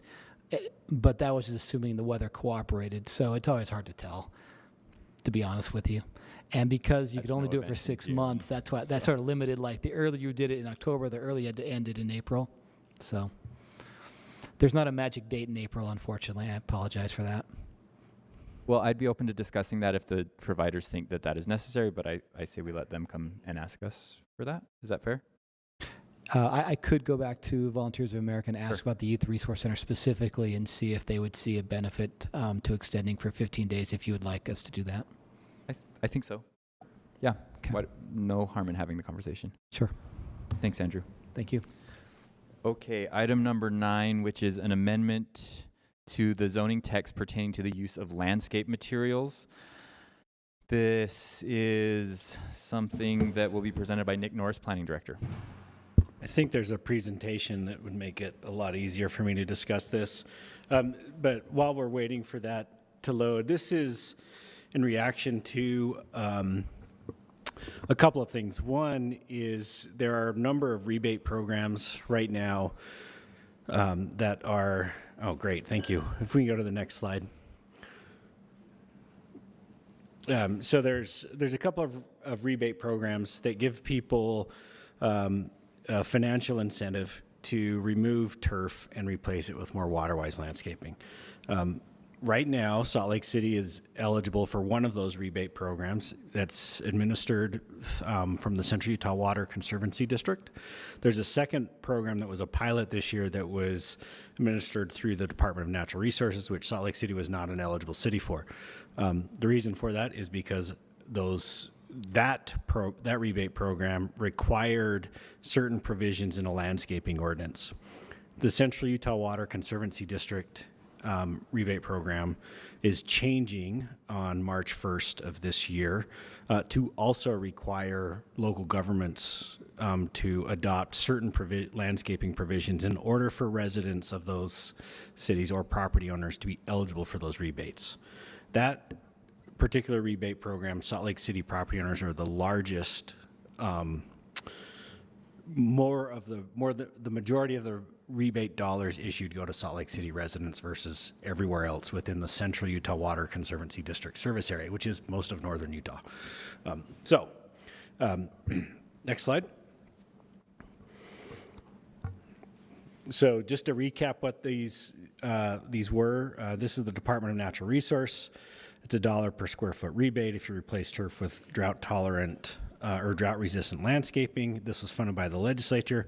Again, you must be an eligible city on that slide, whether, I don't know how legible it is, but there's a list of those cities that were eligible because they had certain provisions, mainly that were limiting the amount of turf that could be placed on or could be planted in new developments and redevelopments. Next slide. This is the Central Utah Water Conservancy District. It's $1.25 per square foot rebate. Again, it's changing on March 1st. In order to be eligible, we have to be our draft proposal by Central Utah Water Conservancy District, and they've indicated that adopting it would meet their requirements. Next slide. So when this would be applicable is all new development, changes that require landscape plans. It's important to note not all properties or uses in the city require a landscape plan. So for example, single-family residential are exempt from having a landscape plan, but they do have to comply with the landscape provisions. This particular proposal has different standards for single-family versus non-residential uses and multifamily. And then outdoor recreation areas are specifically exempt from the limitations on turf. Next slide. So getting into those changes, so in single and two-family, no more than 35% of a landscaped area can be sod. And all properties are allowed to have at least 250 square feet of sod regardless of yard size. This is meant to not necessarily punish particularly small lots where 35% of their landscaped area may be a relatively small area. And then for family uses, it's 20% of the landscaped area. That includes all common areas. Next slide. For all other uses, no more than 20% of the landscaped area can be sod. Again, active recreation areas are exempt. The following two provisions apply to all landscaped areas. Sod would be prohibited in any area that has a dimension less than 8 feet in width. That's in any dimension. That's because to reduce overspray from sprinklers. And then prohibited on slopes over 25%. Both of those two provisions are currently in our code. One of them is a suggestion. It's the less than 8 feet. It's not quite a requirement. So Central Utah Water Conservancy District said that we had to modify that to in order to qualify. And our current prohibition on slopes over on steeper slopes is actually at 30%, not 25%. So this lowers that threshold. Next slide. It also requires certain things for places that are for parts of property that are not vegetated, and for trees. The trees are something that we added, but we want to make sure that all trees, particularly in the park strips, have access to water, and that any area that's not covered by vegetation or some other allowed material like pavers, patios, things like that, has to be covered with mulch that meets a certain thickness. That's already a requirement in our code. And then the other, we did clarify it and move it around so that it's more applicable versus where it was. And then the other requirement is that any sort of automated sprinkler system or irrigation system has to have what's called a water sense controller. That's essentially, it's a controller that's certified by an NGO, a federal NGO, that essentially just allows for there to be a rain delay when it rains so that things aren't being watered during the rain. Next slide. It does other things too, but that's the main reason for it. I think is there another slide?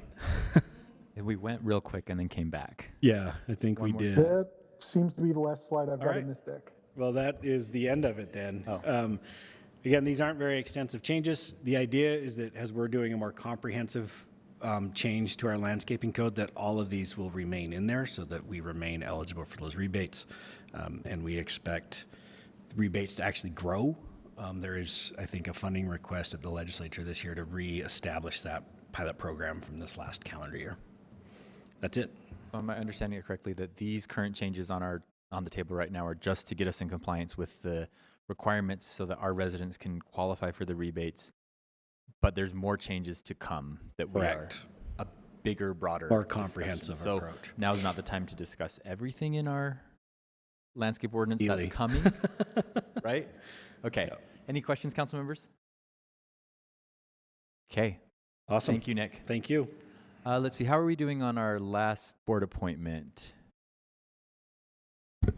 Mr. Chair, I believe she's about 10 minutes away from her house on public transportation, so that's her. Good for her. Yes. I guess you have two options. You could ask her to join after the closed session, because I know you have a closed session planned, or you could take a 5-minute break, 10-minute break, and then convene. Break? Okay. We'll take a 10-minute break and come back at 5:30. Hopefully we'll have that board appointment and then we can go into break and closed session. Thank you. Uh-huh.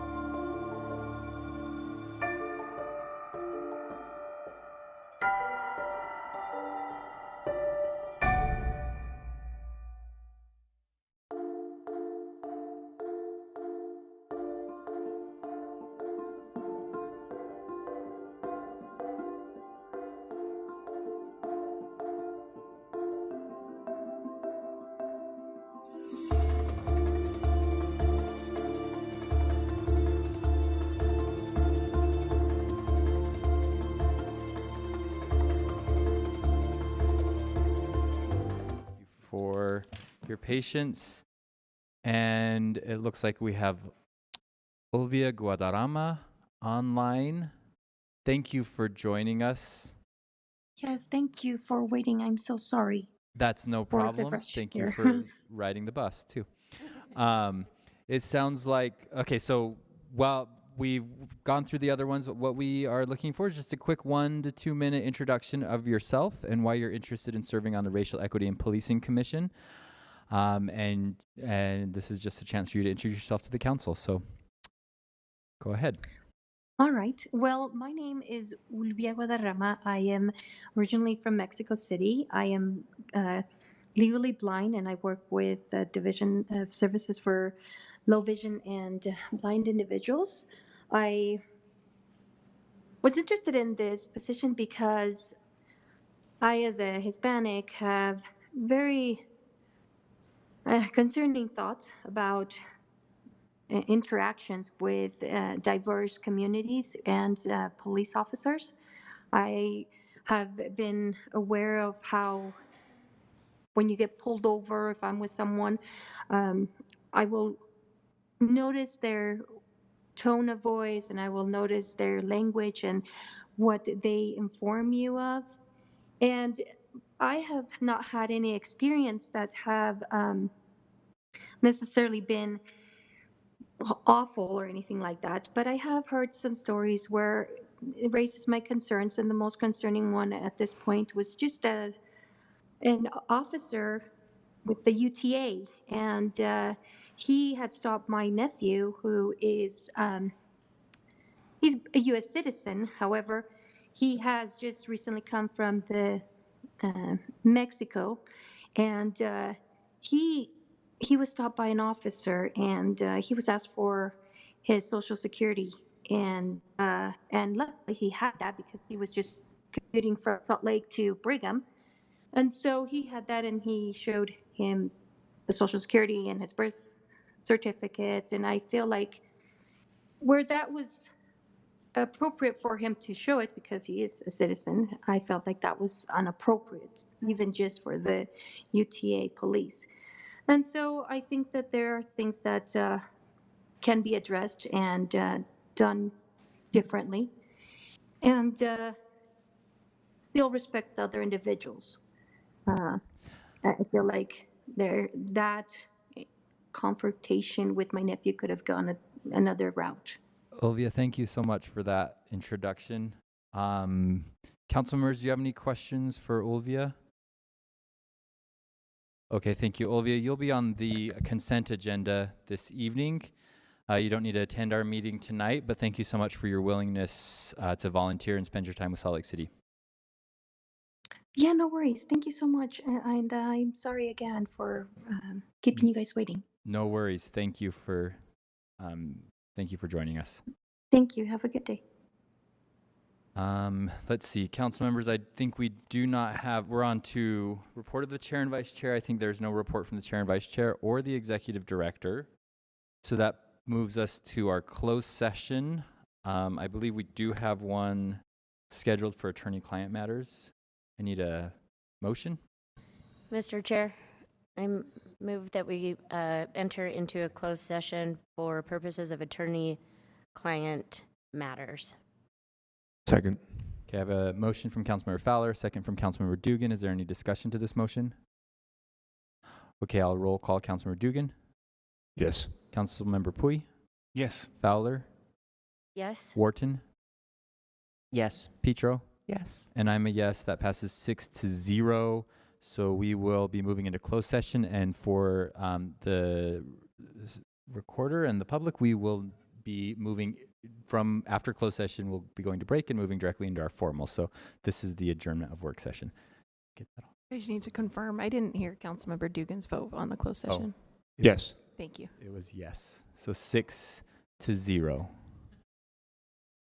And we are adjourned from work session. We will see you back at 7 o'clock for formal session. Thank you.